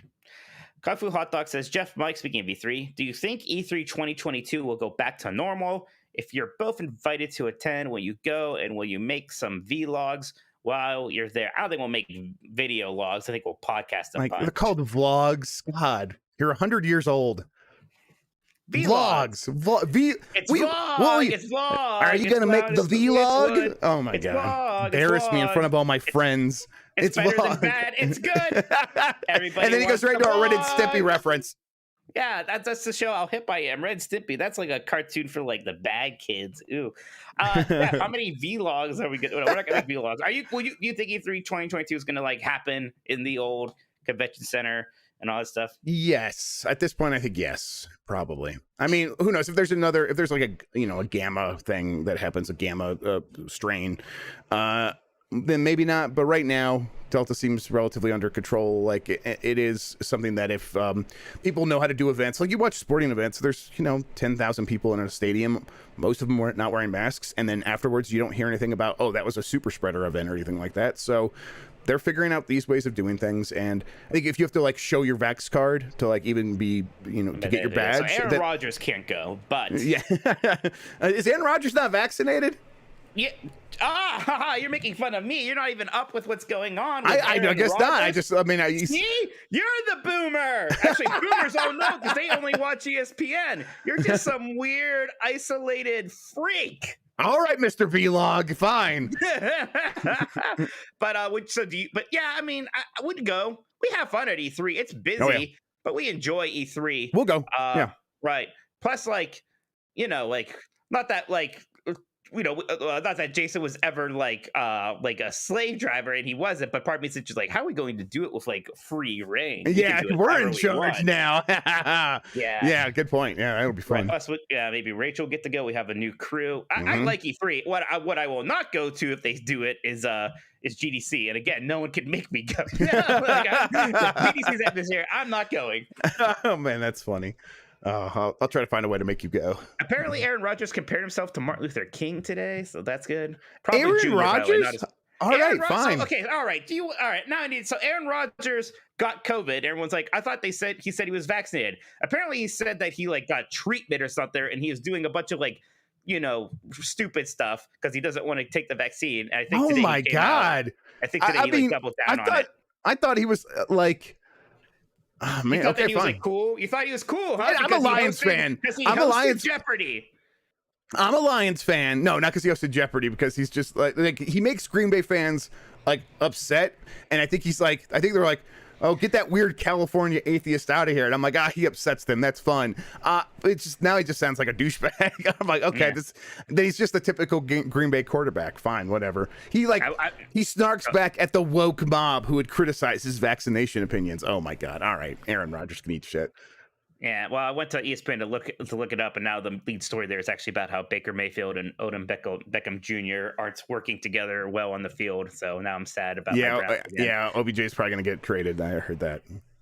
Yeah, I'm sure he is. Let's stop talking about sports before everyone leaves. I have to show people how cool and hip I am. Are sports even cool and hip? If it was the NBA, maybe. Good morning, games. Buy, rent, throw in the trash. Super Mario World, Legend of Zelda: A Link to the Past, and Super Metroid. That's a fun one. Those are the big three. Like, there might even be games I like more than that Super Nintendo, but those are the big three. Yes. I'll go first here because I want to. I think because I know it. It's buy Super Metroid. It's rent Link to the Past, and I love Super Mario World. It's probably my favorite 2D Mario game, but even still, I'll throw it in the trash to save those other two. Mike, just so you know, OBJ got released. So really? It happened. Whoa. Okay. How about that? See, we know what's going on. Oh, that's probably why it's the lead story. It didn't say he got released, but okay, I see now. Super Mario World, The Legend of Zelda, A Link to the Past, and Super Metroid. Man, this is tough. Man, I think I gotta buy Super Mario World, rent Super Metroid, and throw The Legend of Zelda: A Link to the Past in the trash, which is just an insane thing to say. I think you're crazy. I agree, but that's how I feel. It's weird.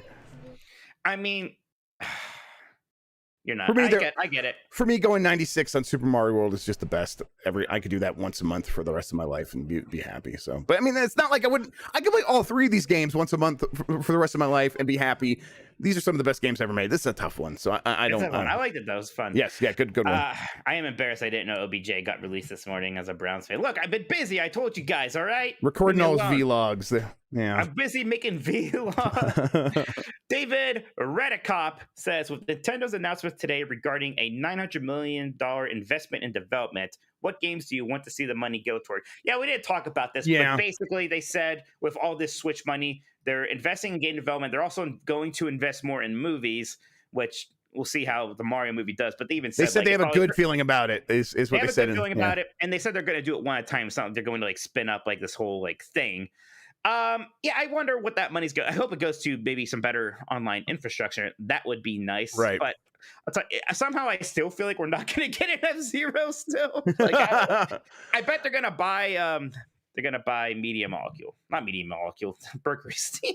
Excuse me, wrong M. I bet they'll buy Mercury Steam. Mercury Steam, right? Yes, okay. Other things, Media Molecule. That'd be interesting. What if they did? Well, what if they did? Yeah, who knows? Yeah. I don't know. Obviously, they'll probably make some acquisitions. I think they'll probably, they'll probably spruce up their online stuff. I think they'll probably do they'll try to make a lot of new stuff. I think they'll probably try to make a lot of new IPs to see if they can spread out and diversify. Yeah, exactly. Yeah, you might be right.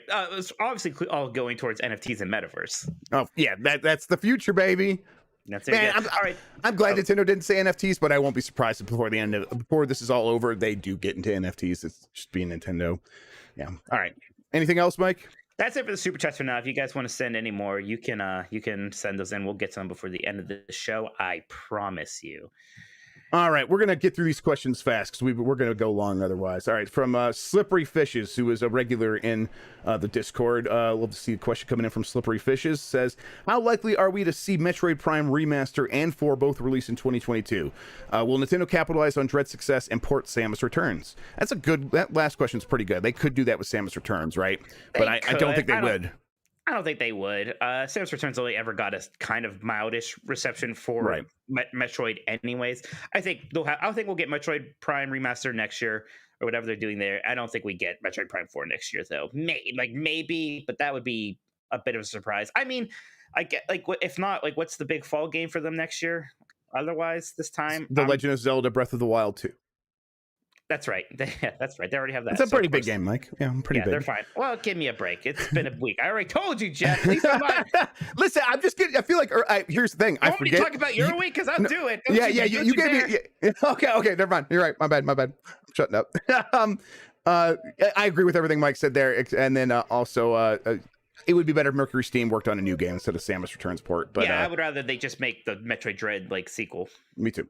From Gigamir, does multiverses existing suggest that Discovery's side of the Warner Media merger intends to stay in the video game industry? Are the other studios under Warner Media still not sure if they're up for sale? I think that like whoever, the team working on multiverses is probably going to be staying with Discovery or WB. Honestly, it's a mess still. And so to answer your question, the other studios, I still think they feel like they're in a mess where they're not sure where they're going to end up. I think that's, I talked about on Grubb Snacks how negotiations could take a really long time. I think that a lot of those studios are in the midst of that right now, where they're trying to figure out like what their future is.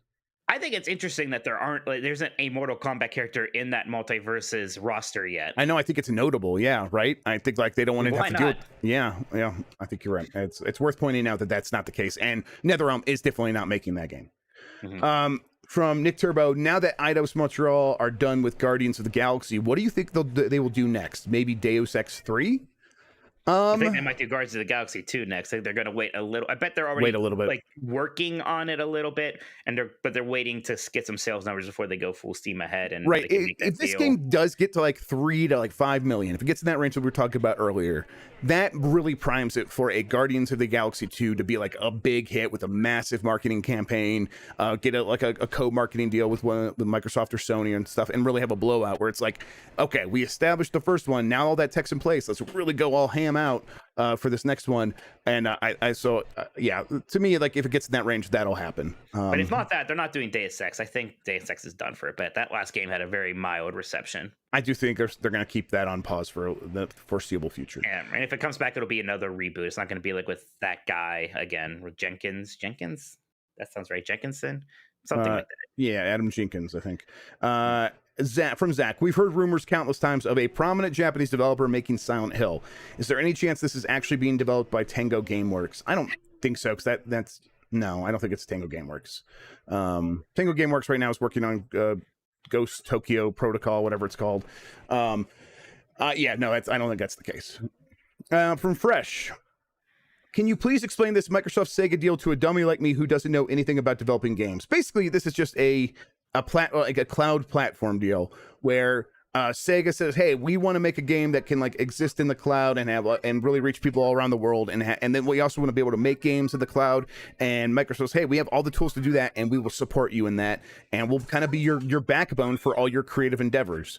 This is where Microsoft exactly wants to be. They want to be servicing these companies to make sure that they can do this stuff while working in Azure. Because once these companies are in that cloud platform, they're probably not going to leave it anytime soon. So it's a lot of guaranteed money for Microsoft for the foreseeable future. From Gigamir, when Microsoft first-party studios start releasing their own Game Pass games quarterly, will the focus on third-party deals for the service see a decline? I think that we will see a decline, primarily because it's very expensive. Like I've said previously, like there's billions of dollars earmarked for those kinds of deals on Game Pass, and even if 100 million people subscribed to Game Pass, it would not be able to cover the budget that they have for it right now. And so I think the idea is, yes, eventually that big number will shrink, and they'll try to do it with just mostly internal studios. But I don't think it's going to ever like shrink to nothing. It's just going to, maybe it'll go from multiple billions to just 1 billion or $500 million. And that's still a lot of money to get a few pretty big games on the service each year. Blackheart Vinyl, Xbox is extremely leaky. No, I feel like it's hard for me to comment on that because a lot of leaks come from me from Xbox, and I don't want to like illustrate like what my feelings on that, because I feel like I could like lead back to people in bad ways. So answer yes. From Danger Man Leet, was Project Volt basically a more a Destiny game or more a single player game with online elements? Why did 2K and Take-Two cancel it? I don't know. I knew the premise of it having like sort of Saints Row stuff and Cthulhu style stuff. I know there was also maybe like some superhuman or superhero elements as well. But I don't know the exact structure. And to me, it just seems like they cancel it. If they cancel, it's because it just wasn't working. It wasn't fun, and they were having trouble finding the fun. And maybe it was leaning towards that Destiny style stuff, and they looked at Avengers and like, if Avengers can't do it, how are we going to do it? So there could be something there, but I don't know. Another one from Danger Man. Another question: since Age of Empires 4 has had a decent launch, could EA be pushing with a new Command and Conquer game? Huh. I don't know. What do you think, Mike? That's interesting. I think they're looking at what Age of Empires 4 does. It's funny how to me, it's like, oh, they made a new a new Command Conquer, not the Ongo. But I think about, it's like, oh, that was like 15 years ago, wasn't that? I think about the one where Ric Flair was in it, like the expansion for the one. That's what I'm thinking of. That was like Red Alert 3. So that was a while ago, and I think there was a proper Command Conquer after that, even. So, yeah, I think it's on the table. They did Command & Conquer. It got a re-release, right? A remaster recently that people loved. There was that. And of course they did a mobile version that people were very upset about and did not like. Right. But I think like a proper one is likely. I think EA is right now going to be like, let's go ahead and make Jedi Fallen Order 2 and Dead Space. Let's see if we even like making single player massive budget campaign games that people claim that they want. Let's see how we feel about that. Then we'll start looking at these other genres that have also sort of fallen by the wayside, and as we continue to pursue live service games. So EA is going to stay busy for a bit with that stuff. EA should really bring back Road Rash. What the heck? I agree. That'd be great. Yeah. From Gigamir, any truth to the rumor that Nintendo's expansion pack price was hiked up due to Genesis licensing? Yes, that's true. It's hiked up because Nintendo likes money also. That's the other side of it. But yeah, the Genesis stuff was pretty expensive, but I don't think to me that says it's not just Genesis. There's probably other stuff coming. Do you think that was really worth the money to get the Genesis? I don't, not with just Genesis. What's that? Not with just Genesis. No, it's not worth the money. No, like obviously people were way more excited about Nintendo 64 because again, a lot of those games were. It seems like they could just had Nintendo 64 and Game Boy, and maybe if it was so expensive because of Genesis, then come in at $40 instead, and maybe have done better. From Delta Prime 84, I've been obsessively playing No Man's Sky since I bought it in the Steam Halloween sale this year. At launch, I actually refunded No Man's Sky. I did too. But after hearing people say how much Hello Games had improved the game, I decided to rebuy the game. What games do you feel are the best examples of games that have evolved since launch from okay or bad games to great games? I think Final Fantasy 14 and Rainbow Six, the most recent one. Well, I can't remember the name of the shooter. That's Siege. Very popular. Yeah, Siege. Thank you. There you go. Yeah, I think Diablo 3 did have a pretty good turnaround from being pretty underwhelming with like the real money auction house, and when that expansion came out, that game got a lot better. Yep. So when with the console versions came out, and it's like, okay, like people are just like, oh, this is just a solid game to sit down and play with your friends, like, and that's a very different story than what happened when it launched. Yep. From Shaper, no question. Just want to say thank you, Mikey, for casually recommending Hollow Knight a couple of podcasts ago. I finally gave it an honest chance, and while it has a slow start, it turned into the best Metroidvania I've ever played, and it's probably my personal game of the year for this year. That's fantastic. I'm trying to finish Guardians of the Galaxy. When I do, I'm going to go back to Hollow Knight. My younger brother finished Guardians of the Galaxy and actually finally got into Hollow Knight more. And he beat it yesterday, but he didn't get the true ending, so I had to reprimand him a bit. But I think he's going to work on that. It's just it's like Symphony of the Night. If you don't get the true ending, you didn't really beat the game. Turbo Sean, my question's mostly for Mike this week, but I'd like to hear Jeff's opinion if he has one on the subject. I don't. How do you feel about the various iterations of Mega Man? Personally, my favorite game ever is Legends, and I also really love the Battle Network series. They have a better public opinion nowadays, but I feel like they got undeserved hate for a while because people didn't understand that they're supposed to be RPGs. Also, why is it Mario could do every activity under the sun and get away with it, but Mega Man plays soccer one time and everyone loses it? All right, reconnecting. Oh, I see the stream. Nope, now it's going all over the place. Oh. Hang on, let's give it a shot. Give it a second. Let it stabilize. Stabilizing. We need to rush to the mainframe. I think we're back. Okay, hang on. Let me put a marker here. Add a stream marker. That's a very useful tool. Okay. Sorry about that. Internet died. Fine. Thank you, Christian, for trying to help. Yeah. Okay. So I think I want to say it just in case it does get cut off there. P.S. Fuck Nick Turbo for hating on Mega Man. That's from Turbo Sean. So well said, Turbo Sean. Mike, what is your favorite iteration of Mega Man? I like classic Mega Man the most still. I specifically love the way he's portrayed in Smash Brothers, where he looks like more squat and childish, whereas like in like the official artwork for Mega Man, he's kind of like sleek. And in Smash Bros, he looks like the proportions of that sprite, right? He's kind of like he's kind of like a little chub, and I love it. So, but classic Mega Man's always my favorite. I can't. Everything else is almost like a second to me. Mega Man X, like I like the games more than I like the aesthetic.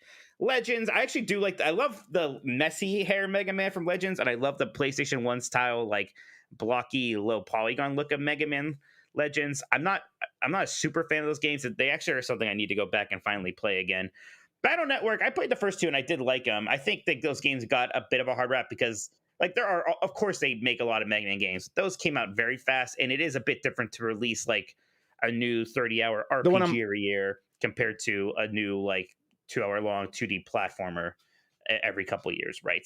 So I still think that a Battle Network collection should happen. I don't know about I never even played that, like the sequel series to that, Pegasus Network, whatever it was, but Battle Network was good. I like the Mega Man on the cover of the game, the big fat one on the NES game. So of course you do.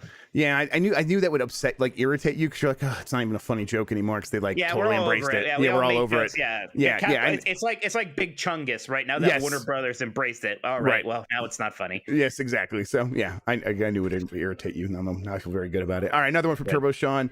Quick follow up from last week since I couldn't catch it live. Jeff, it is unfortunately pronounced Gamecom and not Game.com. No, it's not, because I say Game.com. That one I disagree with. That's Game.com. Gamecom sounds dumb. He says, I know this because when you start that stupid handheld up, a digitized voice says Gamecom active. Actually, that sounds right. I had a Gamecom. That does seem right. Okay, listen. The less people you should listen to about the Game.com is the people who made the Game.com. They don't know what the hell they're talking about. They don't know what they were doing. It's like how we shouldn't trust Nintendo when they say that the Game Boy Color isn't a separate platform. This is why I shouldn't talk, because you're going to use all my arguments against me. Yeah, that's right. All right, couple from Low Rule. What is your favorite movie of all time? That's a good one. How about you, Mike? You want to start? I struggle with this. I know my favorite game of all time pretty easily. This one's harder. Probably just like the Lord of the Rings trilogy. Like, I don't know. Same for me. It's like Fellowship if we want, but whatever. Star Wars movie, like the Star Wars trilogy, is like the easy answer. So I don't even usually count it. So I don't know. I really like the Abyss Special Edition. I like. I don't know. There's a bunch. Yeah, like I like the Rocketeer a lot. I legitimately like National Treasure a lot. There's a lot of animated. I like the Mask of Zorro, the Antonio Banderas one a lot. Like that's like my favorite like action movie from the 90s. Yeah, I don't know, something like that. We'll see. If I think of any other good movies before the end of that podcast, I'll just shout them out randomly while Mike is talking. From Low Rule, do you expect any big reveals at the Game Awards for Nintendo? They usually use this as a Smash reveal platform, but now that Smash is over, I am struggling to find a new game for them to reveal that would appeal to a Western audience. If they announce anything, I think it's going to be Xenoblade Chronicles 3, which appeals enough to a Western audience at this point, really. Right. What else would it be? It could be something completely weird and surprising, but it feels like if they're going to come at the Game Awards, it has to be something big-ish. And Xenoblade Chronicles 3 is big enough. And they just did that Zelda trailer not too long ago, right? The one where they showed it was like Skyward Sword. So yeah. Yeah, I don't know if they're going to do that. Like, say maybe the Wind Waker Twilight Princess thing might be big enough for this, maybe, but I don't know. I don't think we're going to see like Metroid Prime 4 at the Game Awards. From Louis Pizzelli, happy Friday, gents. So yesterday was my birthday. Happy birthday, Louis. Happy birthday. And it got me thinking about the best gaming gear I've ever received as a birthday present. The first two that popped are the NES and the PS1. I also received the Power Glove one year. Shit, I'm old. Anyway, what are the best or worst gaming birthday presents that you guys ever received? I've told my story before where for my 5th birthday, they did the over the rainbow sort of thing where you're supposed to like look around the house for different clues, and then you end up in the bathroom with the like they took a hula hoop and cut it in half and made it look like a rainbow or whatever, and the NES was in there, and I got to play with my brothers all night. How about you, Mike? I remember it was actually like Christmas, must have been Christmas 2000, when PlayStation 2 came out. It was fun because like our dad had us open, like we each got like a gift, and they were PlayStation 2 controllers, and we were like, we don't have a PlayStation 2. But then like the next gift was just like he presented a PlayStation 2 shaped box, so that was like very exciting. That's because fun. we really did not think we were going to get one. So so that was a lot of fun. Yeah, and then of course you like plug it in, and like the games we had to play on it were like some NASCAR game and some Dynasty Warriors game, but it was still very exciting. Another one from Louis. I read somewhere recently, can't remember where, that a Mandalorian game might be one of the Star Wars gaming projects currently in development. Any truth to that? Is there a chance that this is a gaming announcement that Star Wars recently teased for December? It might make some sense as the announcement would align with the Book of Boba Fett premiere just a couple of weeks later. I think that they probably are trying to make a Mandalorian game. I mean, why right? not? Why not? Like, why wouldn't you? Yes, exactly. I don't know anything about it. It's not something that, I mean, I know some people said it's like going to be like a first party Microsoft game, like that, like they're going to focus on Star Wars while PlayStation focuses on Marvel or something like that. I haven't heard anything like that, so I don't know, but yes, I would expect a Mandalorian game in some form at some point in the future. Yes. Low Rule's back. Last question, I promise. Where do you think Halo lands on Metacritic? Yeah, Mike, any guesses about like that Metacritic there? Man, I don't know. That's tough. I'm really not sure. I'm gonna guess 86. I'm saying 86. I was thinking 86. Yeah. I think it's gonna be on the midish to highish 80. I don't think it's gonna break 90, but who knows? No. I mean, I think even if the game is like doing like really cool stuff, I think it's still going to be kind of a hot mess at first. Not even necessarily like, oh, like a buggy mess that's not fun, but like there are obvious ambitious ideas that didn't pan out. It's kind of how I feel it's going to go. And some people are going to be like, I am really into this. That's cool that they're doing these things. And other people are like, that's not my Halo. And I think it's going to end up at like a 86. And then I think there's going to be a big backlash against the campaign, and people will be mad about it for years. And yeah, I don't know, Matt. Were people mad about the Halo 5 campaign for years, or were they just disappointed? They were just disappointed about that. But that, like, I think, yeah, you're right. You're a good point. As long as the multiplayer is good, you're right. Most people will be fine. From Cole Knapp, how do the Beef and Cheddar boys like their eggs? Extra Life hype. Let's go. Yeah, make sure everyone tunes in for Extra Life tomorrow morning. How do you like your eggs, Mikey? I'm not the biggest egg guy in the world. When I do have them, I just have them scrambled with like cheese and some kind of meat usually. But yeah, so scrambled. I'm a baby. I like mine over medium or over easy. But yeah, I'll eat scrambled. Scrambled's not my favorite, but I like eggs kind of all the time, so it doesn't really matter all that I'm not much. a big like runny yolk guy. I know that's like the big thing now. You put a fried egg with a runny yolk on everything these days, but that's not my jam, yo. From someone named Armand J. Minotti. Wow, sounds like a loser. So I finished Guardians of the Galaxy this week, and I loved every little thing about it. Now, it's not to say that the critical reception of the game has been bad by any means, but I can't understand how it wasn't more enthusiastic. Like, I hear Jeff talk about theoretically giving it a 3 out of 5, and I think he's a crazy person. So what game has made you feel this way? What game do you absolutely adore and gush about and assumed everyone else would love, while they all just seem to think it's okay? Jeff, this isn't for you to talk about Eco. Hey, no, people didn't even review Eco. That's a whole other thing. Like people don't even know what that game is. That's yeah. I like it a lot, and as I play it more, as it continues to get better through the end. I haven't finished it. That's the thing. So as I was playing through the first five chapters or whatever, I'd be like, hey, this is good, and I like it. But I also did not have expectations for the end of the game to sort of either continue getting better or to like really like land the story or anything like that. And what I hear is it does do those things. Like people say it does keep getting better. And if that's the case, yeah, I could see it moving up from a 3 to a 4 out of 5. It's not the thing is for me is all of its little pieces work together pretty well to serve what it's trying to do, but none of those pieces are great. The combat is okay. I guess maybe the visuals and the storytelling are very good, and maybe that's like really locks it into a 4 out of 5 in the end.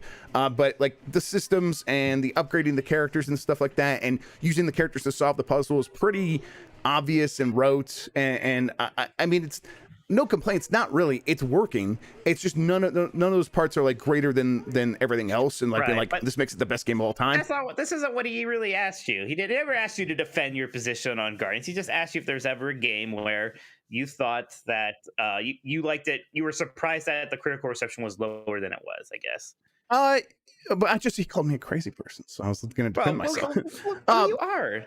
Yeah, that's fair. Good point. I don't know. I'm having trouble thinking of anything like that. How about you, Mike? I think I bring this up, but I was shocked that like so many people were dismissive of PlayStation All Stars Battle Royale. I thought that was fun. Recently, I know that I was the only person that like gave Super Monkey Ball Banana Mania a really high score. Right. But I was surprised by the people who were like, "This is a step back from Monkey Ball." I was like, "Oh, yeah."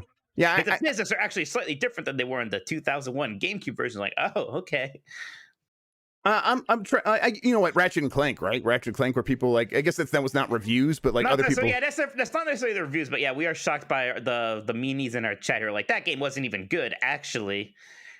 Yeah, it's that now. I'm just like that's like a common like thing. Like it's weird. I don't get it.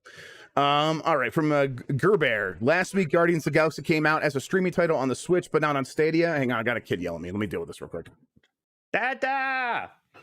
Here's Jeff's Dada song.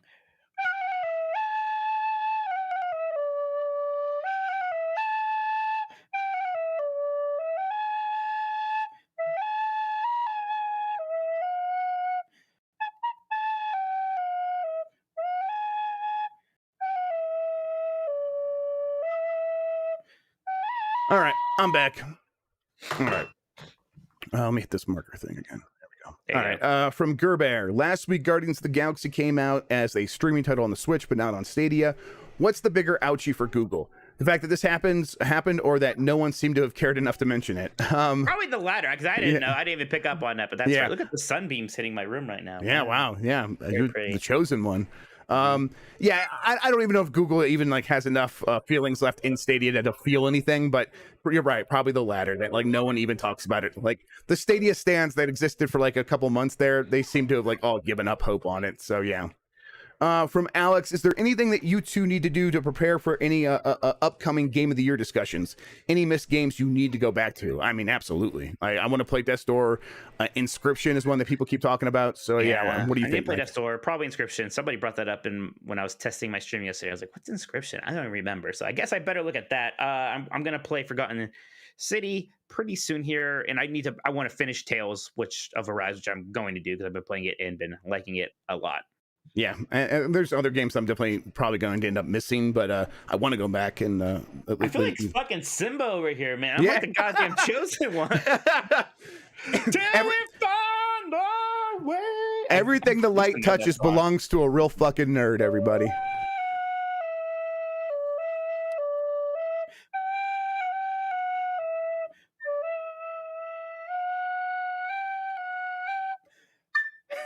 I messed up the D right when you did that. Darn it. All right, from Winnie. Any idea on Koei Tecmo's future projects? New RT. Yeah, definitely lots of bouncing boobs. Absolutely. New RTK. What's RTK, Mike? RTK. Let's see. Koei Tecmo makes Dead or Alive. They make Ninja Gaiden, right? What's Warriors RTK? games. Warriors games. What's RTK? You guys think we're smarter than we are at these things. It's always the acronyms and the initials that get us. RTK. Are continuing as an Romance of the Three Kingdoms. Man, that's good.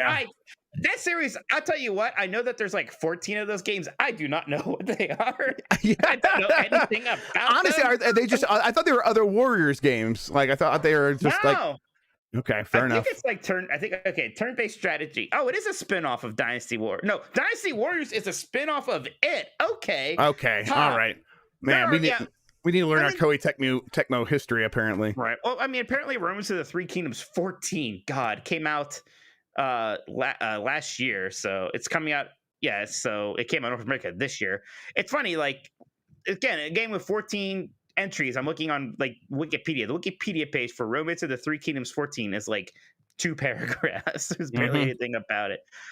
So I don't know. Yeah, I mean, I'll tell you what. If they made 14 of them, I bet they make a 15. And yes, they'll keep helping out Nintendo making games. They'll definitely keep doing that. Absolutely. From Jeremy G, discussions around Metacritic with overall scores and score predictions have been a lot more prevalent this year than in the past year, at least from what I've seen. My question is, as games journalists, are you concerned that more and more people are just going to go look at an MC average and point to that for the game quality rather than actually reading and taking in reviews from their favorite sources and creators? Let me say this. What's the difference? Because like neither of those are your own opinion. So a number, what someone else says, I mean, I guess maybe reading someone's opinion is a little bit more elucidating and providing you some insight, but it's not supposed to stop there. You're supposed to like then take that and act on it and then build your own opinion. People should not be having too many discussions based on what other people are saying about anything. Go play the game and do it themselves. I'm not too worried about people just looking at an MC number. Most people, people have done that and been doing it long before I was writing about games. They'll keep doing it, and it's unavoidable. I remember it was more game rankings than Metacritic, right? Yeah, I mean, it doesn't really bother me. I think it's weird people get bent out of shape about it, but if you want to go look at a Metacritic score, I understand there's value in that. Like it's I can't think of too many examples where I see a Metacritic score for a game. I'm like, well, that seems really off base. Maybe Guardians of the Galaxy, like AJ was saying, I don't know, I haven't played it yet. It doesn't bother me. Honestly, the traffic for our reviews have been fine. Maybe even better than they were 5 years ago anyway. So it's not been having a negative impact. I'm sad that my my Lion King sunbeams are gone, though. I'm no longer special. Yeah. You look like a real schlub now, Mike. Yeah. I can't even look at you. It's disappointing. From Schaefer, buy one, rent one, kill one. Cruise and Blast, Hot Wheels Unleashed, Super Monkey Ball Banana Mania, or whatever the new one is, if I got the title wrong. That's correct. I haven't played Hot Wheels yet. I haven't either. That's another one that people keep saying is really good. And I'm like, I just don't have time for all these games. Yeah, so I guess I'll say I'll keep Monkey Ball, obviously. Then I'll rent Cruise and Blast. I guess I'll throw away Hot Wheels right now, but I may not know. I may not know what I'm missing. Yeah, it's kind of how I am. Where here's the thing. I don't have like people to play Super Monkey Ball with, so that's like one of the reasons Mike really likes this, because he got to do like the local multiplayer. It's very fun. So I'm like almost like I'll buy Cruise and Blast and rent Hot Wheels Unleashed just to see what it's about, and then I'll kill Super Monkey Ball Banana Mania, and then if I ever go over to Mike's house, I'll just play it there. There we go. I'm set. If you ever come to my house, when are you coming to I might be at your house. When are you ever coming to my house? I got family in Ohio. From Matroid, do you think the Microsoft and Sega collaboration could be a new Phantasy Star Online that would be exclusive to Xbox and PC? No, I think if it's a super game, it's got to be something a bit beyond that. I think they know the reach that they can have with Phantasy Star Online. I sigh just because I wish they would make Phantasy Star 5, which they aren't. I have nothing against. I like Phantasy Star Online. Well, I like Phantasy Star Online, the Dreamcast game. I never cared that much about its sequels. But no, I don't think this super game's going to be Phantasy Star Online. That would seem like a bad idea to me. Mike, we got a super chat in that's in a currency that I have no idea. I guess if I had to guess, and I don't even want to guess because I don't want to like offend the person. To me. Yeah, it looks exciting. I'll get through the last of these questions and then we'll answer that one. From Giggy, when will this NFT madness end? Probably.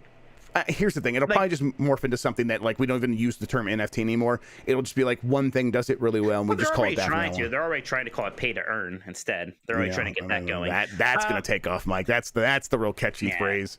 We're going to have to wait for some of these things to actually come out. We're going to have to wait for the experiments to happen a bit and see what people think about it, I guess. Yeah. So you're going to probably be hearing about it for at least another year, unfortunately. Yep. From Epic. Shekel. We've gotten shekels before. Shekel. Yeah, we have gotten shekels. Time we got a shekel, we even said something about the symbol. Yeah. Okay, fair enough. Because that always makes me think of Barkley Shut Up and Jam Gaiden, that fan game. Right. The currency that is Neo shekels. Yes, you did mention that, and I really love that. I'm sad that became one of the sadder Kickstarter stories of people just running out of money and fighting. Yes, and that game's never going to come out. Right, that's disappointing. People don't know there was a weird game made. Okay, didn't Amy Hennig work on the actual like original Origin game, like Charles Barkley in the Windy City or whatever, or like Chaos? Michael Jordan Chaos in the Windy City. She worked on that. So there was a Charles Barkley licensed NBA Jam knockoff just called Barkley Shut Up and Jam for like the Sega Genesis. And then like in like mid 2000s, an early indie game was made with RPG Maker called Barkley Shut Up and Jam Gaiden, which was like dystopian post-apocalyptic JRPG starring Charles Barkley, and it was like a comedy basically with some like Paper Mario-esque battle mechanics, and it was very good and it was very funny. And yeah, they tried to kickstart like a more legitimate sequel, and it made it, it was in one that it's pretty early in the Kickstarter thing, so it made its goal. There was excitement, but like a lot of those early Kickstarter games, they had no idea how much money they really needed. It fell apart. Yeah, it's not like you can go out and get like a lot of money. Like, hey, we're gonna make a Charles Barkley game, and they're like, right, you can't bring in outside investment. You have to get what the community is going to get you, and that's it. So. All right, let's keep going. Epic Open World. IGN is doing month-long coverage of Halo Infinite. Not unusual, but that they do this kind of thing. They have said that they played the campaign, but won't be talking about it till later this month. That basically means they won't be talking about it until real close to launch. Is IGN really going to be the only folks that see the campaign before launch? I'm sure whatever the deal they made means they are going to be the first to talk about the campaign. Mike, can you do me a favor and answer that question? Yes. No, I think that they saw it early, and they're probably going to get to do a big preview on it. Other people are going to have reviews. We're way past the time of like a single outlet getting a special review embargo, right? That hasn't happened in a very long time. Yeah, a very long time. So yeah, I think they're going to be fine. From Zach, out of the 200 plus IPs that Microsoft owns, which one do you wish could make a comeback, and who should make it? For example, Arcane Leon with Shadowrun, or Kojima with BattleTech. I'll say that I've heard maybe Shadowrun is happening, but I don't know who's making it. But we don't need to get wild with that one. I can't confirm that for sure. That's just I've heard rumblings. Yeah, the problem was I think there was some like issues with like IP ownership on some of those things that you're thinking of. But to kind of answer your question, I Arcane Leon with something like Shadowrun, that does sound great. Kojima with BattleTech, obviously. But yeah, I'm not sure like anything else that like pops to mind. How about for you, Mike? Anything? No, nothing. From Epic Open World, I stayed up way too late playing Forza Horizon 5. I justified it because I do not work on Fridays. I kind of forget the fact that I'm old now. I woke up and immediately thought I'm too old for this shit. When was the last time you did something and had the thought I'm too old for this shit? Basically every day. At this point, I'm just like. I mean, I was talking about it, but Forza Horizon's like, let's party mode. Like atmosphere kind of makes me feel that way. Everyone's like, yeah, we're all partying. We're all in our 20s. We like music and cars. And you're my family now. We're all family. Chosen family for life. Yeah. And I'm just like, oh my god, sure. I want to play Ridge Racer Type 4, where the campaign, like, people are like, you better win this race, or else my dad doesn't love me, you piece of shit. Yeah. And then when you don't win the race, they're like, you fucking blew it. I knew you would. Try not to be such an asshole in the next race. Like, that's more appropriate for me. Yeah, the Forza Horizon people, like, obviously don't know, like, they don't have mortgages, and they don't know how much their insurance premiums are. Yeah, they don't have anything like that. They're just a festival for like a year. Yeah. Like a festival. What does that even mean? A festival? I've never been to a goddamn festival in my life. I hear about Burning Man. That doesn't even seem real to me. Like, what? People just run around naked and like. I don't. It makes me feel old. That makes me feel old. Nick Turbo, does Cyberpunk have any chance of getting any nominees at the Game Awards?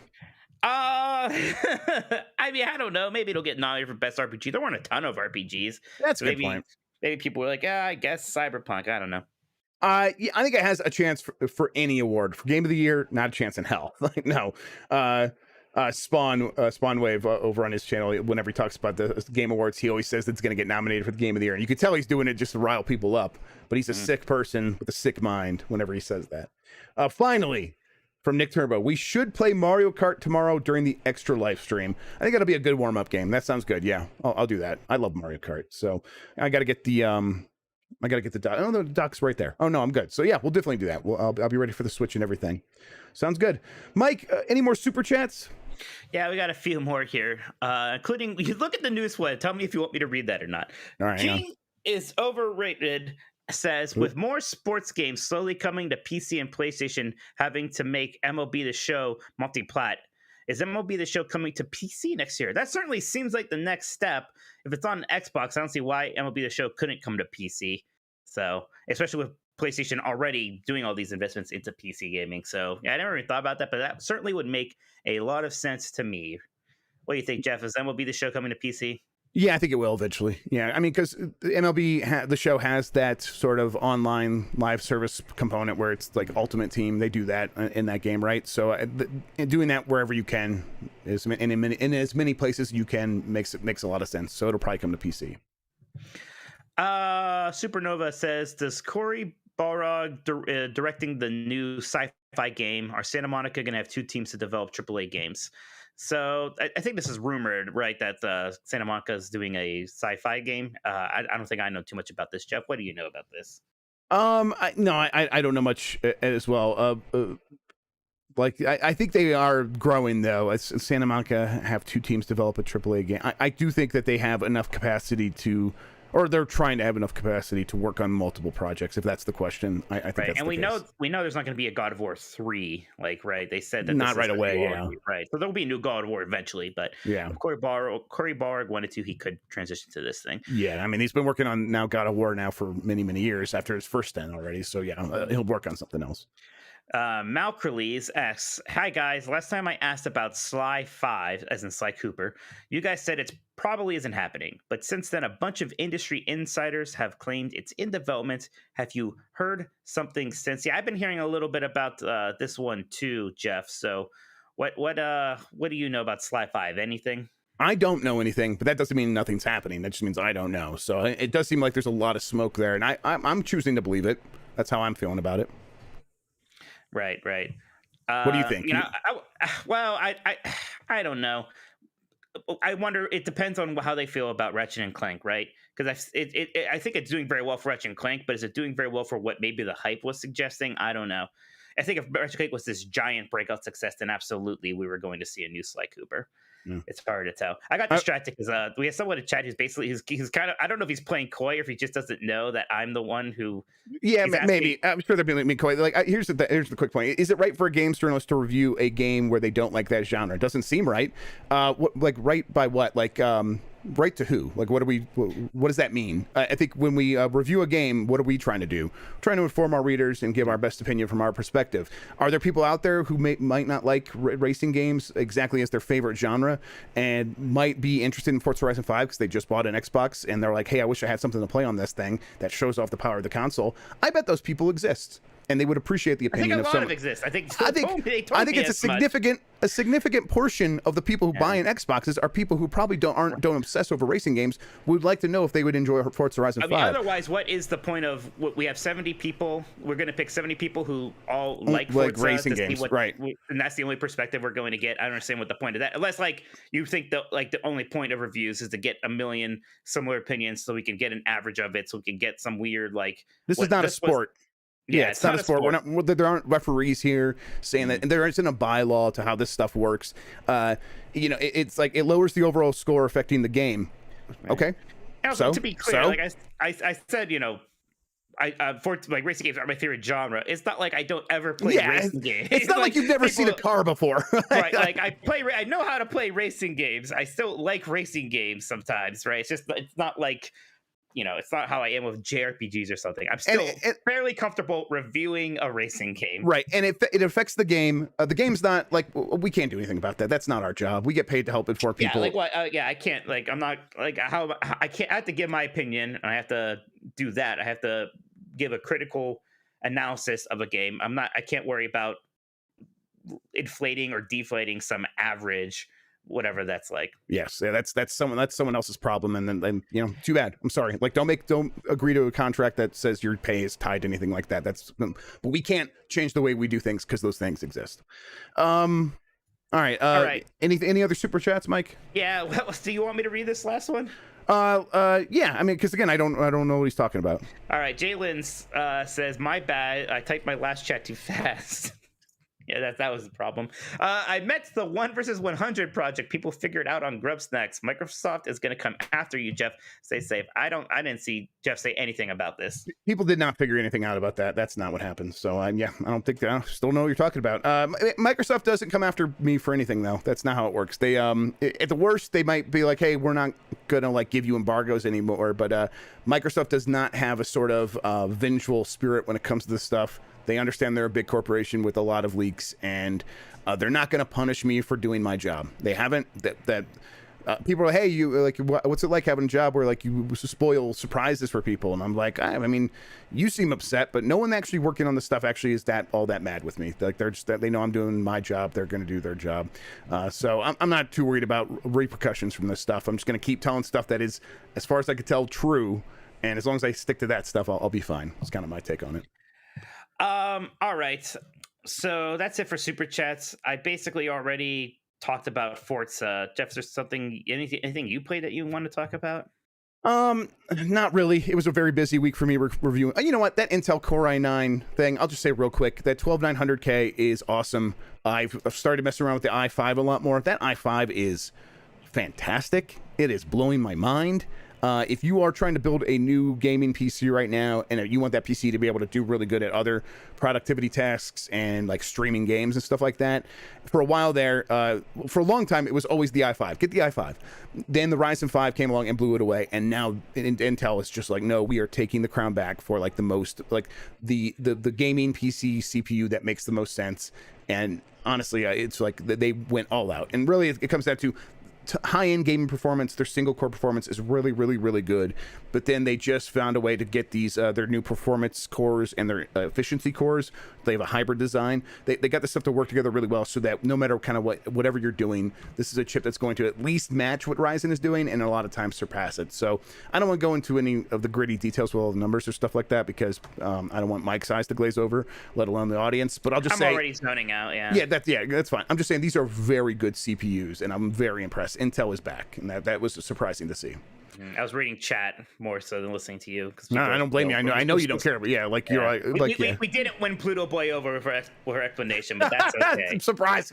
He wasn't. We didn't win him over to our side of thinking. Surprise! The bad faith argument like came in and was. I don't think it was a bad faith. Well, it is from somebody. I don't think it was from him. I'll say that much. But I mean, it's always things like why. Like, look, the ultimate question is like, why review a racing game if you don't love racing games? Like, I'm not a racing game reviewer. I'm not a JRPG reviewer. I'm a video game reviewer. Right. And I said it earlier. It's like, it's not like Cisco and Ebert were movie critics. They weren't drama critics. Right. They still had to review Flubber if it wasn't their favorite thing. Right. So.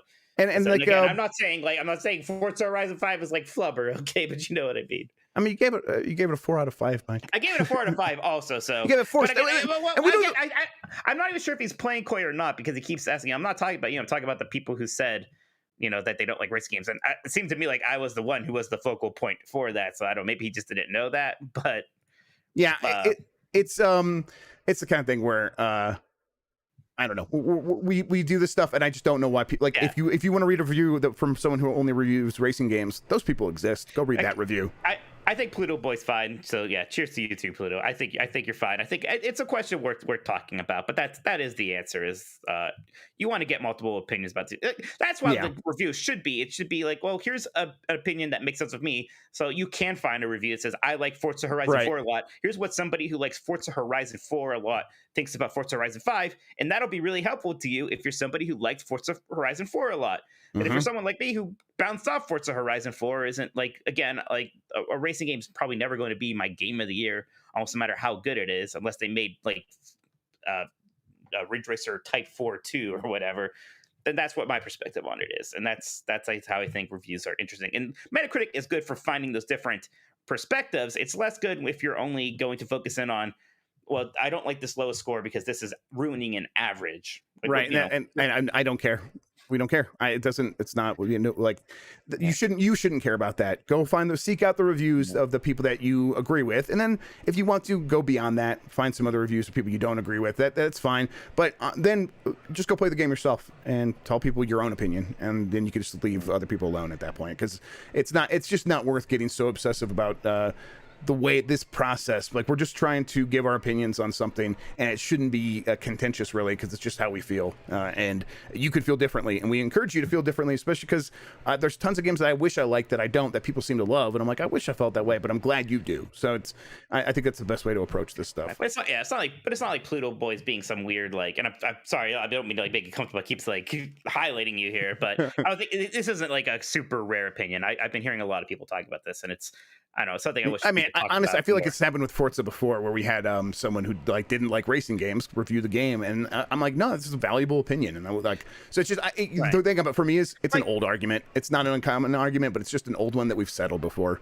If I was going to be interested in Madden suddenly, which I haven't played in years, like, I'm not going to want to read a review from somebody who's played every Madden for the last 10 years, right? I would like to see how is it for someone who hasn't played Madden very much since like Madden 97 on the PlayStation. I mean, and if the person who's played every Madden really likes it, that's helpful to me. I know, yeah, it's interesting. It adds to the overall take. But like, I mean, this is why I do think like review aggregation sites are somewhat useful. I like getting the wider opinion. The wisdom of the crowd is valuable, but you can't have the wisdom of the crowd if everyone is coming from the same exact perspective. That's the key thing, right? Then it defeats the purpose. We wouldn't need it if everybody just agreed, right? Then what would even be the point of it? Why would it exist? Exactly. All right, Jeff, why don't we just talk about our Extra Life plans here? We're doing Extra Life. When are you starting? So I'm going to start tomorrow morning very early at what I think is going to be 4 a.m. my time. You know what? I'm going to try to start at 4 a.m. my time. It won't be much longer after that if for some reason I'm late. I might have issues waking up in the morning and like making sure the kids are like okay as I like walk past their bedrooms and stuff. So they're like are light sleepers and things like that. But I'll be starting very early, and then I'm going to go for at least 12 hours, but I'll probably go for quite a bit longer than that so we can play games together, play Mario Party and things like that. Yeah, and it's going to be on, you go to twitch.tv/Jeff Grubb and twitch.tv. Mike, what's yours? Tolkoto, Tolkoto. And so you go follow those right now, but you can also we'll put our Extra Life links in the description. It might just be my name also, but here we are. Tolkoto's fine. I mean, you're Tolkoto everywhere. I am everywhere, yeah. So yeah, we'll put the links in the description here. If you're listening to the podcast version, we'll put it in there as well. Follow that. If you want to donate right away, you're like, hey, I don't want to forget, and I'm going to donate right away. We'll make sure to still give you a shout out whenever you do on the live show, especially if you show up in chat later and be like, hey, did you see my donation? Definitely let us know. This is about all of us coming together to contribute for this stuff. So I'm really looking forward to it. Tune in, catch us live. It'll be a good time. Yeah, I'll be starting at about 6 p.m. Eastern on Saturday. Jeff, once I get up, I'll start watching you when I can. Yeah, sounds good. Yeah, and then maybe we'll play a few games together and stuff like that at that time whenever you can. But yeah, sounds good. Can't even imagine. It's gonna watch you come on to play games with me, and then something go wrong, and we still can't play together. Funny. Yeah. All right. Why don't we tell people where they can find us elsewise, Mike? You can find me on the Twitter at Tolkoto, Tolkoto. Also check out 90s Disney Podcast, my 90s Disney Podcast at 90sdisney.com. That's 90sdisney.com. Last of the Nintendogs records on Tuesday. We'll probably talk a little bit more about some of this Nintendo stuff here. You see that image where they're like the Switch, and then 20XX next system. People are like, oh my god, they actually said the words next system. It's almost disheartening. Like the fact that it's not 22X, it's 20XX. It's like, wow, what if it really is not till 2030? It wouldn't be. It wouldn't be, but it is like they confirmed it is this century, and it's like, okay, there we go. Finally, yeah. I'm Jeff Grubb on Twitter. Mike, I meant to use the holiday music this week, but that's fine. We'll start doing it next week. I think one more week's fine. Yeah, 1 more week is totally fine. Absolutely. You might find some Nintendogs holiday music. Yes, I was thinking about that too, and I think there's some good Nintendo sounding Christmassy music out there that might be good for that. So, there's that winter song from 3D World is very good. Yes, it is very good, and like the eShop holiday music that actually I have on my channel, that stuff's good too. Maybe that could be our outro. Catch that show. We do that live on Tuesday mornings when my little kid goes to preschool, and it's very nice and quiet around here. And that's Tuesday at 9:30 a.m. Mountain Time. And then How Games to Make Money. You could subscribe to that wherever you find podcast. I got a new episode coming out pretty soon. I'll be doing that interview next week, so look out for that next week. I don't know. They just catch us for Extra Life. That's what we're looking forward to now the most. Mike, you got any other plans this weekend, or is it just going to be focused on Extra Life since we're going to be pretty busy? I had to do Christmas pictures tomorrow. That's why I had to start at 6 p.m. So and we had to wear our jammies, and I have some Mickey onesie pajama Christmas thing that I'm going to be wearing tomorrow. So don't worry, I'll share a picture of it with you guys. Yeah, very very excited. We'll make it the podcast album art whenever he gets it back or whatever. That's very fun. Yeah, I'm gonna do this. I'll probably mess up my sleep schedule and then have to get some sleep because we got that thing next week, GamesBeat Summit. All right, everybody, have a good one. Take care of yourself. Bye.